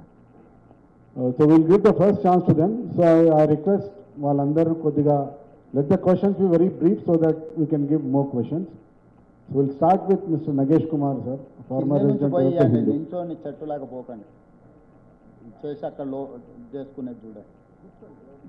ఆడ కింద ఎవరైనా కూర్చొని ఎవరు మైక్ అందించాలనో చూసుకోనివ్వండి. ఇంకొక మైక్ ఉంటే ఓకే, కూర్చొని అడగండి. ముఖ్యమంత్రి గారు, మీరు కాళేశ్వరం ప్రాజెక్టు కూలేశ్వరం అయింది అనేది మీరు చెప్పారు. సరే, దాని గురించి ఒక కమిషన్ ఆఫ్ ఎంక్వైరీ కూడా వేశారు. కమిషన్ ఆఫ్ ఎంక్వైరీలో రిపోర్ట్ వచ్చింది, రిపోర్ట్లో తప్పులు పట్టారు, ఇంతకుముందు ప్రభుత్వం చేసింది. కానీ మీరేమి చర్యలు తీసుకున్న భూగట లేదు. రెండోది, మీరు తీసుకోకుండా మీరు ఏమంటున్నారంటే కేంద్ర ప్రభుత్వం దీని మీద ఏమి చర్య తీసుకోలేదు అనేది అంటున్నారు. దీనికి అనుబంధ ప్రశ్న ఏమిటంటే, ఇప్పుడు కాళేశ్వరం కూలిపోయిన భాగాన్ని మీరు మళ్ళీ రిపేర్ చేయాలి, దానికి బోల్డంత ఖర్చు ఉంది. అలాగే మొన్న మీరు ఎస్ఎల్బిసి టన్నల్ ప్రాజెక్ట్కి మీరు సర్వే చేశారు, మీరు కూడా దాంట్లో భాగం పంచుకున్నారు. దానికి 42,000 కోట్ల ఎంత అవుతుందన్నారు. సో మీరు మొన్న ఈ ఫెడరేషన్ ఆఫ్ కాలేజ్ మేనేజ్మెంట్తో మాట్లాడుతూ మీకు ఫీ రీఎంబర్స్మెంట్ మేము డబ్బులు ఎట్లాగిస్తాము, మాకు ప్రతి నెల 16,500 కోట్లు మాకు ఆదాయం ఉంది, దాంట్లో 7,500 కోట్లు వీళ్ళకి ఖర్చు అయిపోతుంది జీతభత్యాలకి, మిగతా 6,000 కోట్లు వేరే వాటికి అవుతుంది, మిగిలేదు 5,000 కోట్లేను. మరి మీరు ఇన్ని పథకాలు చెప్పారు కదా, వీటికి అన్నింటికీ డబ్బు ఎక్కడి నుంచి వస్తుంది అనేది అడుగుతున్నాను. ఇప్పుడు మీరు అడిగిన ప్రశ్నలోనే కొంత సమాచార లోపం ఉంది. దయచేసి దీంట్లో చాలా కేంద్ర ప్రభుత్వ రంగ సంస్థలు, వివిధ ఏజెన్సీలు, బ్యాంక్ లోనింగ్ సిస్టమ్ ఉండబట్టి రాష్ట్ర స్థాయి విచారణ చేస్తే విచారణ జరిగే సమయంలో సుప్రీంకోర్టు జడ్జ్ విచారణ చేస్తున్న సందర్భంలో రాష్ట్ర ప్రభుత్వం మీద ఆరోపణలు చేశారు, కక్షగట్టి ప్రభుత్వం మా మీద విచారణ చేస్తుంది అని. అన్నిటికంటే దేశంలో పెద్ద విచారణ సంస్థ సిబిఐ కాబట్టి కేంద్ర ప్రభుత్వానికి అసెంబ్లీలో చర్చ చేసి అసెంబ్లీ శాసనసభ్యుల అభిప్రాయం మేరకు ఈరోజు సిబిఐకి ఇచ్చినాము. అంతకంటే ముందు భారతీయ జనతా పార్టీకి సంబంధించిన నరేంద్ర మోడీ గారు, అమిత్ షా గారు కాళేశ్వరాన్ని ఏటీఎంగా మార్చి 1,000 కోట్ల రూపాయలు కేసీఆర్ కుటుంబం దోపిడీ చేసిందని చెప్పింది. కేంద్ర మంత్రి కిషన్ రెడ్డి గారు స్పష్టంగా మాకు సిబిఐకి అప్పచెప్పండి, 48 గంటల్లో అందరినీ పట్టుకొచ్చి జైల్లో నిర్బంధిస్తామని చెప్పింది. కాబట్టి రాష్ట్ర ప్రభుత్వం శాసనసభలో చర్చించి మెజారిటీ శాసనసభ్యుల యొక్క సూచన మేరకు సిబిఐకి ఇచ్చినాము. 3 నెలలైనా ఈ రోజు వరకు దాని మీద ఒక్క అడుగు కూడా కేంద్ర ప్రభుత్వం ముందుకు వెయ్యలేదు. సిబిఐ కాళ్లకు బంధం వేస్తున్నది ఎవరో తేల్చాల్సింది మీడియా మిత్రులు, నెంబర్ 1. నెంబర్ 2, ఎస్ఎల్బిసిది మీరు తప్పు సమాచారం విన్నట్టున్నారు. మొత్తం ప్రాజెక్ట్ 100% పూర్తి చేయడానికే 4,600 కోట్లు, అందులో 3,200 కోట్లు ఆల్రెడీ ఖర్చు పెట్టినాం. ఇంకా 14,000-1,500 కోట్లు ఖర్చు పెట్టి 2 సంవత్సరాలు పనిచేస్తే 9.8 కిలోమీటర్ల టన్నెల్ పూర్తి చేస్తే 30 టీఎంసీల నీళ్లు 3 లక్షల ఎకరాలకు ఆయకట్టును అందించడానికి, తాగునీరు సాగునీరు అందించడానికి ప్రాజెక్టు పూర్తవుద్ది. కేవలం 14,000-1,500 కోట్ల రూపాయలు ఖర్చు పెడితే 3 లక్షల ఎకరాలకు నీళ్లు అందించే ప్రాజెక్టును చంద్రశేఖరరావు గారు 10 సంవత్సరాలైనా పూర్తి చేయకుండా పెట్టింది.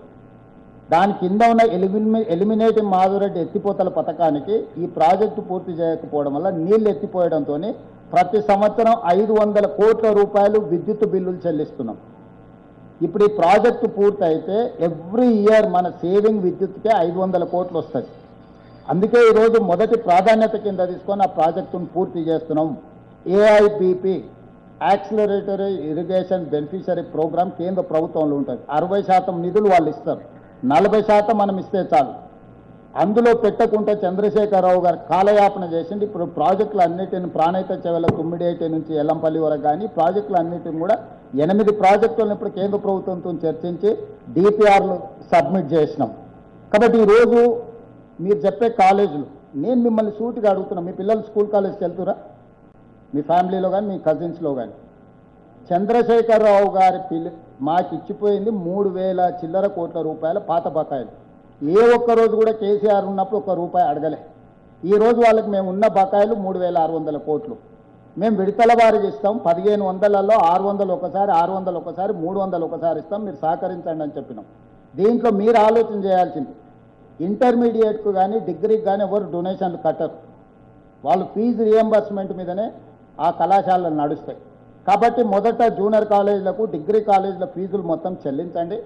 ఇంజనీరింగ్ కాలేజీలు 185 ఉన్నాయి. రూరల్ ఏరియాలో ఉన్న ఇంజనీరింగ్ కాలేజీలకు డొనేషన్లు వస్తున్నాయో వస్తలేదో నాకు తెలియదు, కానీ అర్బన్లో ఉన్న వాళ్ళు మీ పిల్లలే చదివించుకుంటారు. మీరే నా దగ్గరికి ఎంతోమంది వచ్చి డొనేషన్స్ మినహాయింపు ఇప్పించండి అని అడుగుతున్నారు. కంప్యూటర్ సైన్స్ లాంటి సీట్లలో 10 నుంచి 15 లక్షల రూపాయలు డొనేషన్స్ కలెక్ట్ చేస్తారు. నేను ఇవ్వాల్సిన ఫీజు 35,000 రూపాయలు మాత్రమే. Final year out going student certificates ఉంటే వాటి డబ్బులు ఇస్తానే, విడతల వారికి ఇస్తానంటే లేదు, మేము బంద్ పెడతాం, నువ్వు మొత్తం ఒకసారి కట్టాల్సిందే అని అడుగుతున్నాయన్న నేపథ్యం నేను చెప్పిన ఇప్పుడు నేను మళ్ళీ చెప్పదలుచుకోలేదు. ఎన్ని కాలేజీలు కొత్త కాలేజీలకు అనుమతి అడిగాడు.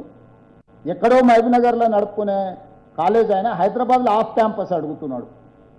అంటే 100% రూల్కి అగెనెస్ట్గా కోరికలు కోరితే నేను తీర్చలేదని ఆ పదం మీద నన్ను బెదిరించడానికి బంధువులు అంటారు. ఓకే ఫైన్, బంద్ చేస్తారు. 6 నెలలు బంద్ అయింది, 6 నెలలు ఫీజులు ఇవ్వలేదు. 6 నెలల తర్వాత మొత్తం ఫీజులు గవర్నమెంట్ ఇస్తుంది. ఈ అకాడమిక్ ఇయర్ పోయింది కదా, పిల్లలు ఎవరు తెచ్చిస్తారు? ఇప్పుడు కాలేజీలు బంద్ చేస్తే పిల్లలు అకాడమిక్ ఇయర్ లాస్ అవుతుంది. 6 నెలల తర్వాత ప్రభుత్వం ఎట్లయినా నిధులు ఇస్తుంది, ఎనుకో ముందు. మరి ప్రభుత్వం నిధులు ఇచ్చినప్పుడు ఈ అకాడమిక్ ఇయర్ ఏదైతే లాస్ అవుతుందో పిల్లలను ఎవరు జవాబుదారీ? చదువు లేకుంటే ఈరోజు లక్షలాది మంది పిల్లల్ని వీధుల్లో తిప్పి ఆ పిల్లల జీవితాలతో చెలగాట మాడుతుంటే ఈ యాజమాన్యాలు కానీ లేకపోతే వీళ్ళు, రాజ్యాంగం ఏం చెప్తుంది? విద్య సేవ, వ్యాపారం కాదు. నేను అందుకే చెప్పిన, మీరు పిల్లల జీవితాలతో చెలగాట మాడకండి, ఇది మంచిది కాదు సుమా. ప్రభుత్వంతో మీకు నిధులు రాబట్టుకునేది ఉంటే కూర్చుందాం, మాట్లాడుకుందాం, ప్రణాళికలు చేసుకుందాం, ఏ రకంగా ముందుకు వెళ్దాము అని నేను సూచన చేసిన. పెడచెవిన పెట్టి మేము బంద్ చేస్తాం, మేము నిర్బంధిస్తాం, బెదిరింపులకు దిగపోవడం వల్ల, బంధులు పెట్టడం వల్ల, బంధువుకు పెట్టడం వల్ల ఈ సమస్యకు పరిష్కారం దొరకదు.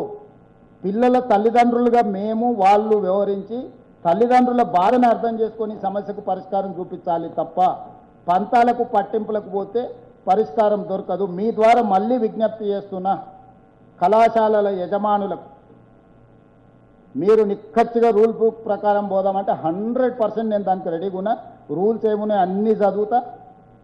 ఏ ఒక్క రూపాయి డొనేషన్ తీసుకోవద్దు, ఏ ఒక్క రూపాయి మెరిట్, ఏ ఒక్క పర్సంటేజ్ కూడా మెరిట్ లేకుంటే సీట్లు ఇవ్వద్దు. సరైన సమయంలో మీకు ఫీజులు ఇవ్వాలి. ఎంతమంది పిల్లలు ఫీజులు కట్టుకొని సర్టిఫికెట్లు తీసుకొని వెళ్ళిపోయాను, మళ్ళీ రెండోసారి వాళ్ళ పేర్ల మీద ప్రభుత్వ రియంబర్స్మెంట్లు ఎంత తీసుకుంటుందో కూడా ఒకసారి చూద్దాము. టీచింగ్ స్టాఫ్ ఎంత ఉందో, నాన్ టీచింగ్ స్టాఫ్ ఎంత ఉందో, ల్యాబ్లు ఎన్ని ఉన్నాయి, బిల్డింగ్లు ఎన్ని ఉన్నాయి, ఇన్ఫ్రాస్ట్రక్చర్ ఎంత ఉందో, కాలేజ్ బై కాలేజ్ మీరు మేము అందరం కలిసి ఒక నిజ నిర్ధారణ కమిటీ చేసుకుందాం. మీడియాలో కూడా ఎడ్యుకేషన్లో హైయెస్ట్ స్టాండర్డ్స్ ఉన్న వాళ్ళు ఉన్నారు కదా, మీతోని విజిలెన్స్తోని వాళ్ళ మేనేజ్మెంట్తో ఒక నిజ నిర్ధారణ కమిటీ చేసుకొని ఒక్కొక్క కాలేజీను ప్రక్షాళన చేద్దాం. ఏ కాలేజీలో 100% ఉందో తల తాకట్టు పెట్టైనా అదే రోజు వాళ్ళకు రియంబర్స్మెంట్ మొత్తం చేస్తా. మీరు సర్టిఫికెట్ ఇవ్వండి, ఇది 100%, దీంట్లో అన్ని రూల్స్ ప్రకారం ఉన్నాయి. 1 రూపాయి డొనేషన్ వసూలు చేస్తలేరు. ఒక మెడికల్ సీట్కి ఎన్ని లక్షలు వసూలు చేస్తారు? మీరంతా మిడిల్ క్లాస్ వాళ్ళే, మీ పిల్లల్ని చదివించుకుంటారు కదా, మీరే కదా బాధితులు. నా పిల్లలు ఏం చదువుకోవట్లేదు. కాబట్టి దయచేసి పిల్లల కోణంలో చూడండి, యజమానుల కోణంలో చూస్తే మీకు ఎప్పటికీ సమస్యకు పరిష్కారం దొరకదు. ఈ సమస్య మీకు అర్థం కూడా కాదు. Thank you sir. Undru Narasimha Rao garu Eenadu నుంచి. సార్, జూబ్లీ హిల్స్ ఉప ఎన్నికల్లో ఎంత మెజార్టీతో గెలిచే అవకాశం ఉంది? రెండు పేదలు బాగా ఎదురు చూస్తున్నారు. సామాజిక పెన్షన్ల పెంపు అన్నది ఈ రెండోది ఎప్పటి నుంచి చేస్తారు? మెజారిటీ అనేది నేను చెప్పాను కానీ 100% ఎన్నికల్లో కాంగ్రెస్ పార్టీ గెలుస్తుంది. బీఆర్ఎస్ ఓడుతుంది, బీజేపీ డిపాజిట్ జప్త్ అవుతుంది.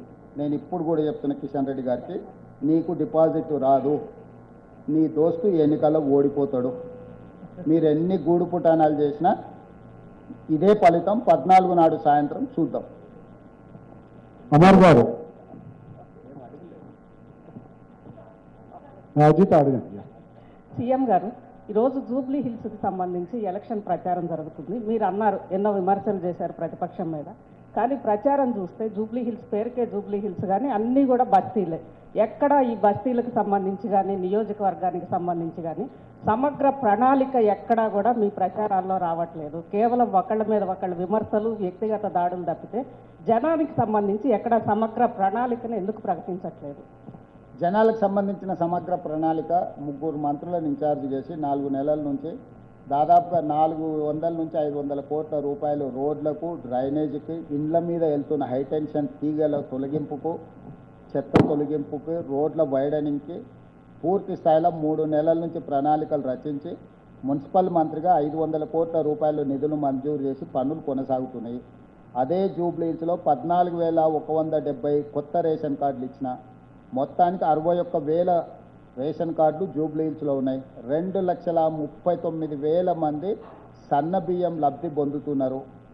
25,000 ఇండ్లు, 200 యూనిట్లు ఉచిత కరెంటు పొందుతున్నారు. ఇట్లా ప్రతి 25,000 పైచీలకు ఇళ్లకు 500 రూపాయలకు సిలిండర్ వస్తున్నది. ఎందుకంటే ఇక్కడ వ్యవసాయ రైతు రుణ మాఫీలు కానీ ఇట్లాంటివి అర్బన్లో ఉండవు కాబట్టి అందుకే చెప్పిన 400 ఇండ్లు, 4,000 ఇందిరమ్మ ఇండ్లు మీకు మంజూరు చేస్తా, మీకు ఎన్నికలు కాగానే అందుబాటులోకి తీసుకొస్తా అని చెప్పిన. కొల్లూరులో దాదాపుగా ఎప్పటి నుంచో ఈ ప్రాంతం వాళ్ళకి డబుల్ బెడ్రూమ్ ఇల్లు అలాట్ చేస్తే అన్ని సమస్యలు ఉంటే రేషన్ షాపు, పోలీస్ స్టేషను, నీళ్లు, స్కూలు అన్నీ మంజూరు చేసిన. సో ఇవన్నీ చెప్పడానికి అవకాశం రాకుండా 10 సంవత్సరాలు అధికారం చెలాయించిన వాళ్ళు, 12వ సంవత్సరం అధికారంలో కొనసాగుతున్న వాళ్ళు ఇద్దరు ఏకమై మా మీద ముప్పేట దాడి చేస్తున్నారు. సో వాళ్ళు ఇచ్చిన కర్రతోని ఇట్లా అంటే ఇక మనము ఏదో రకంగా అనాల్సిందే కదా, తలుపు చెక్కతో అట్లా అనాల్సిందే కదా, అది సిచ్యువేషన్. కాబట్టి మాకు స్పష్టత ఉంది. జూబ్లీ హిల్స్ నియోజకవర్గంలో జూబ్లీ హిల్స్ లేదు. నేను జూబ్లీ హిల్స్లోనే ఉంటా. బస్తీలన్నీ అన్నీ ఉన్నాయి, జూబ్లీ హిల్స్ వచ్చి ఖైరతాబాద్ ఉంది. దాని పేరుకే జూబ్లీ హిల్స్, కానీ మైసూర్ బోండాలో ఎట్లా మైసూర్ లేదో జూబ్లీ హిల్స్లో జూబ్లీ హిల్స్ లేదు. కాబట్టి ఆ ప్రాంత సమస్యలు పరిష్కరిస్తే సినీ కార్మికులు అక్కడ ఉంటారు. వాళ్ళ సమస్యలు పరిష్కరించినాం కదా, వాళ్ళకు జీవిత బీమా ఇచ్చినాం, ప్రమాద బీమా ఇచ్చినాము.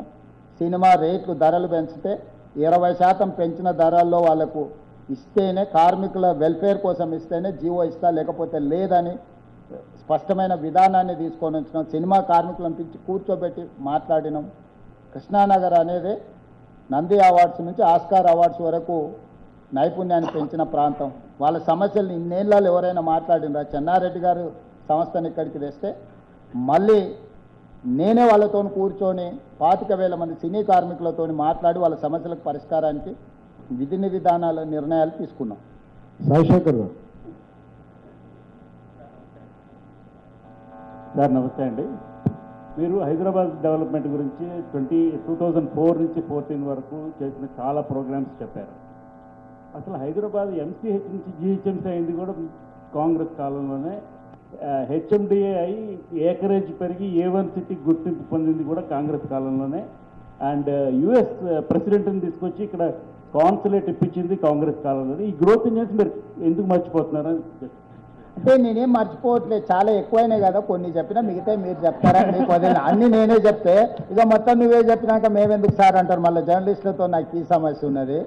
కాబట్టి నేను అనేది ఒకటే, ఎప్పుడు కూడా కాంగ్రెస్ ఉన్నప్పుడు ఒక పద్ధతి ప్రకారం డెవలప్మెంట్ కోసం చేస్తుంది. చెప్పుకోవడంలో కొంచెం వెనకబడుతుంది కాంగ్రెస్లో, ఎందుకంటే మల్టీ లీడర్షిప్ కదా. ఆయన చెప్తాడా, ఈయన చెప్తాడా, ఆయన వాళ్ళిద్దరు చెప్తారులే అని మూడోగా ఆయన, ఇట్లా చెప్పుకోవడంలో కొంచెం వెనకబడతాం. ఆడేంటంటే ఒకడే ఓనర్ కాబట్టి మిగతా వాళ్ళంతా పని వాళ్ళే. ఓనర్ చెప్తాడు, పని వాళ్ళు మాట్లాడతారు. ఇక్కడ అందరూ ఓనర్లే కదా. సో చెప్పుకోవడంలో కొంచెం వెనకబడ్డాం మిత్రమా. మీరు చెప్పినందుకు ధన్యవాదాలు. Thank you sir. సాయిశేఖర్ కొనసాగుగా చిన్న సార్, మీరు స్టార్ట్ చేస్తున్న యంగ్ ఇండియా ఇంటిగ్రేటెడ్ రెసిడెన్షియల్ స్కూల్కి స్ఫూర్తి సర్వేల్ రెసిడెన్షియల్ స్కూల్. సో ఆ స్కూల్ నుంచి నేను కూడా వచ్చినాను కాబట్టి చాలా సంతోషం సార్. సర్వేల నుంచి ఐఏఎస్లు ఐపీఎస్లు మహేందర్ రెడ్డి డీజీపీ అయ్యిండు, Burra Venkatesham public service commission chairman అయ్యిండు, పివి నరసింహారావు గారు ఆనాడు తెచ్చింది దేశానికి మొత్తం ఆదర్శంగా మారింది. వాటి కొనసాగింపే ఈరోజు young India integrated residential schools. Raman గారు. ముఖ్యమంత్రి గారు, మీరు సర్వేల గురించి ప్రస్తావించారు. 2023లో జనం సాక్షి అత్యంత విశ్వసనీయత ప్రతిష్టాత్మక సర్వే సంస్థ. కంగ్రాచులేషన్స్, మీరు జూబ్లీ హిల్స్ నుంచి గెలవబోతున్నారని 6వ తారీఖు మేము సర్వే విడుదల చేసినాం. ఈసారి మా సర్వే సంస్థ గురించి కూడా మీరు 64 స్థానాలతో గెలుస్తారని మేము ముందుగా ప్రకటించాం 23 ఎన్నికలు. థ్యాంక్ యూ మిత్రం. ఇప్పుడు కూడా జూబ్లీ హిల్స్ గెలుస్తామని చెప్పినా అంటున్నాడు, సంతోషం. విరాట్ గారు. విరాట్.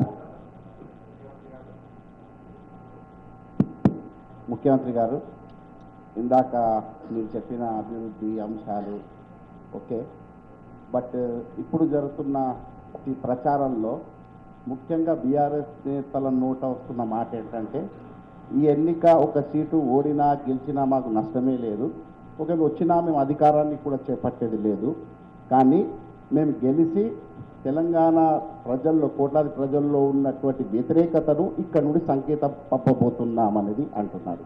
దాని మీద మీ అభిప్రాయం? కరెక్టే. ఇప్పుడు ప్రధాన ప్రతిపక్ష పాత్ర శాసనసభలో పోషించి ఇంకా మాకు కొంచెం అదే మద్దతు ఇవ్వండి అని అడిగితే బాగుంటుంది. 2 సంవత్సరాలలో ప్రధాన ప్రతిపక్ష నాయకుడు సభకే రాలేదు. నాయకుడే సభకు రాని పంతులు లేని బడిలాగా తయారైంది. అది ఎవడు ఎప్పుడు వస్తాడో ఎవడు ఎప్పుడు పోతాడో తెలియదు. వానకాలం చదువు అంటారు కదా చెట్టు కింద, అట్లున్నది వాళ్ళ పరిస్థితి. కాబట్టి ఈరోజు అడగడానికి ఏమీ లేక, 10 సంవత్సరాలు చేసింది చెప్పుకోవడానికి లేక ఇప్పుడు ఇట్లాంటి వాదన తీసుకొస్తారు. ఈ తెలివితేటలే ఉంటే 8 పార్లమెంట్ సీట్లలో డిపాజిట్లు కోల్పోయి బీజేపీని గెలిపించాల్సిన అవసరం ఏమొచ్చింది? ఆ 8 సీట్లు వాళ్ళే గెలుచుంటే కేంద్ర ప్రభుత్వంతో కొట్లాడడానికి ఉపయోగపడుతుండే కదా. మెదక్కు వాళ్ళకు గుండెకాయ. హరీష్ రావు గారు, కేసీఆర్ గారు ప్రాతినిధ్యం వహించే పార్లమెంట్ నియోజకవర్గాన్ని కూడా వాళ్ళు బీజేపీని గెలిపించారు. అంటే వాళ్ళు ఆత్మహత్య చేసుకొని అవయదానం చేశారు. యాక్సిడెంట్లో చచ్చిపోయినప్పుడు అవయదానం చేయడం వేరు. కిడ్నీలో కండ్లో మనం ఎవరికైనా దానం చేస్తాం యాక్సిడెంట్లో చనిపోతే, కానీ సూసైడ్ చేసుకొని ఎవడన్నా అవయదానం చేస్తాడా? మొన్న బీఆర్ఎస్ సూసైడ్ చేసుకొని అవయదానం చేసి బీజేపీ వాళ్ళని 8 సీట్లు గెలిపించారు. ఆ 8 కదా మోడీ 3వ ప్రధానమంత్రి కావడానికి ఉపయోగపడ్డది. ఇప్పుడు కిషన్ రెడ్డి గారు థ్యాంక్స్ గివింగ్, అదే అంటారు కదా, కృతజ్ఞతా భావంతో తిరిగి చెల్లించే ప్రయత్నం చేస్తున్నారు కిషన్ రెడ్డి గారు. సో ఇది ప్రజలందరూ గమనిస్తున్నారు. నేను చెప్పుడు కాదు, బీఆర్ఎస్ బీజేపీ విలీన ప్రక్రియ మొదలైంది, నేను అడ్డుకున్నా అని కేసీఆర్ కూతురే చెప్పింది. కుటుంబ సభ్యురాలు చెప్తున్నప్పుడు ఇది సామాన్యులకు అర్థం కావట్లేదు. సరే చీకట్లో వాళ్ళు అంటే వాళ్ళు ప్రైవేట్గా ఇంట్లో మాట్లాడుకున్నా మనకు తెలియదు, కానీ ఎన్నికల్లో మీరు చెప్పండి, తెలంగాణ రాష్ట్ర సమితి పుట్టిన రోజు నుంచి ఈరోజు అంపశయ్య మీదికి మరణశయ్య మీదకి చేరుకున్న ఈ గ్యాప్లో ఎప్పుడన్నా ఇంత తక్కువ ఓటింగ్ పర్సంటేజ్ కానీ అసలు 0 సీట్లు ఎప్పుడన్నా వచ్చినాయా? బీఆర్ఎస్కు ఎప్పుడైనా పార్లమెంట్లో గుండు 0 ఉండేనా? చంద్రశేఖరరావు గారు బతుకున్నప్పుడే, కేటీఆర్ గారి నాయకత్వంలో వర్కింగ్ ప్రెసిడెంట్గా ఉన్నప్పుడే గుండు 0 వచ్చినాక ఇంకా బుకాయించాలని, ప్రజల్ని మభ్యపెట్టాలని ఎవరి కోసం బుకాయిస్తున్నారు? నేను అందుకే చెప్తున్నా, వీళ్ళ పని అయిపోయింది. ప్రతి వస్తువుకు ఒక పీరియడ్ ఉంటుంది, దాని వ్యాలిడిటీ. ఒకప్పుడు ల్యాండ్లైన్ ఇట్లుంటే చాలా విలువైంది, మీకు తెలుసు కదా. ఒక ఫోన్ అంటే మనం పెద్ద లీడర్ల దగ్గరకు ఎంపీల దగ్గరకు పోయి ఫోటో తెచ్చుకుంటాం. ఇప్పుడు ఆ ఫోన్ ఉందా? ఒకప్పుడు నోకియా ఫోన్ ఒకటి ఉండేది, ఇట్లా వచ్చేది, అది ఉందా? పేజర్ ఉండేది ఇక్కడ పెట్టుకునేటోళ్ళం, అది ఉందా? అట్లా జనతా పార్టీ ఉన్నదా? అట్లనే బీఆర్ఎస్ కూడా కాలగర్భంలో కలిసిపోతుంది. బీఆర్ఎస్కు గతమే ఉంది చంద్రశేఖరరావు గారికి, భవిష్యత్తు లేదు. దాని పీరియడ్ ఒక 25 ఇయర్స్ మీరు లెక్క కట్టుకుంటే అయిపోయింది. నేను ఇది అంటే ఏదో పొలిటికల్ విమర్శ కోసం చెప్పడం లేదు. నేను వాస్తవ పరిస్థితులు, ఎన్నో రాజకీయ పార్టీలు వచ్చిన ఒక వెలిగిన ఒకప్పుడు తెలుగుదేశం పార్టీ తెలంగాణలో ఎంత బలమైన పార్టీ, తెలంగాణ ప్రాంతంలో ఒక ఉవ్వెత్తున ప్రభావితం చూపించిన పార్టీ. ఈరోజు తెలుగుదేశం పార్టీ లేదు. బీఆర్ఎస్ కూడా చంద్రశేఖరరావు గారితోనే ఆ పార్టీ అయిపోయింది. ఆ బాధతోనే చంద్రశేఖరరావు గారు బయటికి రావడం లేదు. ఇప్పటి వరకు చంద్రశేఖరరావు గారు జూబ్లీ హిల్స్లో బీఆర్ఎస్ను గెలిపించండి అని కూడా విజ్ఞప్తి చేయలేదు. ఇది దేనికి సంకేతము? పార్టీ అధ్యక్షుడే కదా వారు. చంద్రశేఖరరావు గారు ఈ నిమిషం వరకు మాగంటి సునీతను జూబ్లీ హిల్స్ నియోజకవర్గంలో గెలిపించండి అని చెప్పి ఓటర్లకు విజ్ఞప్తి చేసిండా? బయటికి వచ్చి ప్రచారం చేయడానికి ఆరోగ్య పరిస్థితులు సహకరించవచ్చు, సహకరించకపోవచ్చు, నాకు తెలియదు. నేను దాని మీద కామెంట్ చేయదలుచుకోలేదు. రావడం రాకపోవడం వారి విజ్ఞత, వారి వెసులుబాటు. కానీ ఇప్పటి వరకు జూబ్లీ హిల్స్లో బీఆర్ఎస్ను గెలిపించండి అని కూడా కేసీఆర్ గారు విజ్ఞప్తి చేస్తలేడు అంటే కొడుకు అల్లుడి మీద ఆయనకున్న ఆలోచన ఏందో మీరు అర్థం చేసుకోండి. ఆయన చెప్పలేకపోతున్నాడు, కుమిలిపోతున్నాడు.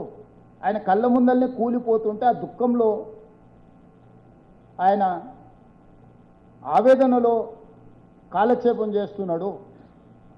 ఆయనను సానుభూతితో చూడాల్సిన పరిస్థితులు వచ్చినాయి తప్ప ప్రత్యర్థిగా పరిగణించాల్సిన పరిస్థితులు లేవు. సార్ నెక్స్ట్ క్వశ్చన్ నర్సింగ్ మీకు ఇస్తాం సార్. సీఎం గారు ఇంతకుముందు మీరు మాట్లాడుతూ కేటీఆర్ ప్రచారాన్ని పుష్ప సినిమాలో శ్రీలీల పాటతో కంపేర్ చేశారు. అయితే దీన్ని నేను సోషల్ మీడియాలో చూస్తుంటే ఆయన వీడియో క్లిప్ కనిపించింది. ఆయన ఒక ఇంటర్వ్యూలో మాట్లాడుతూ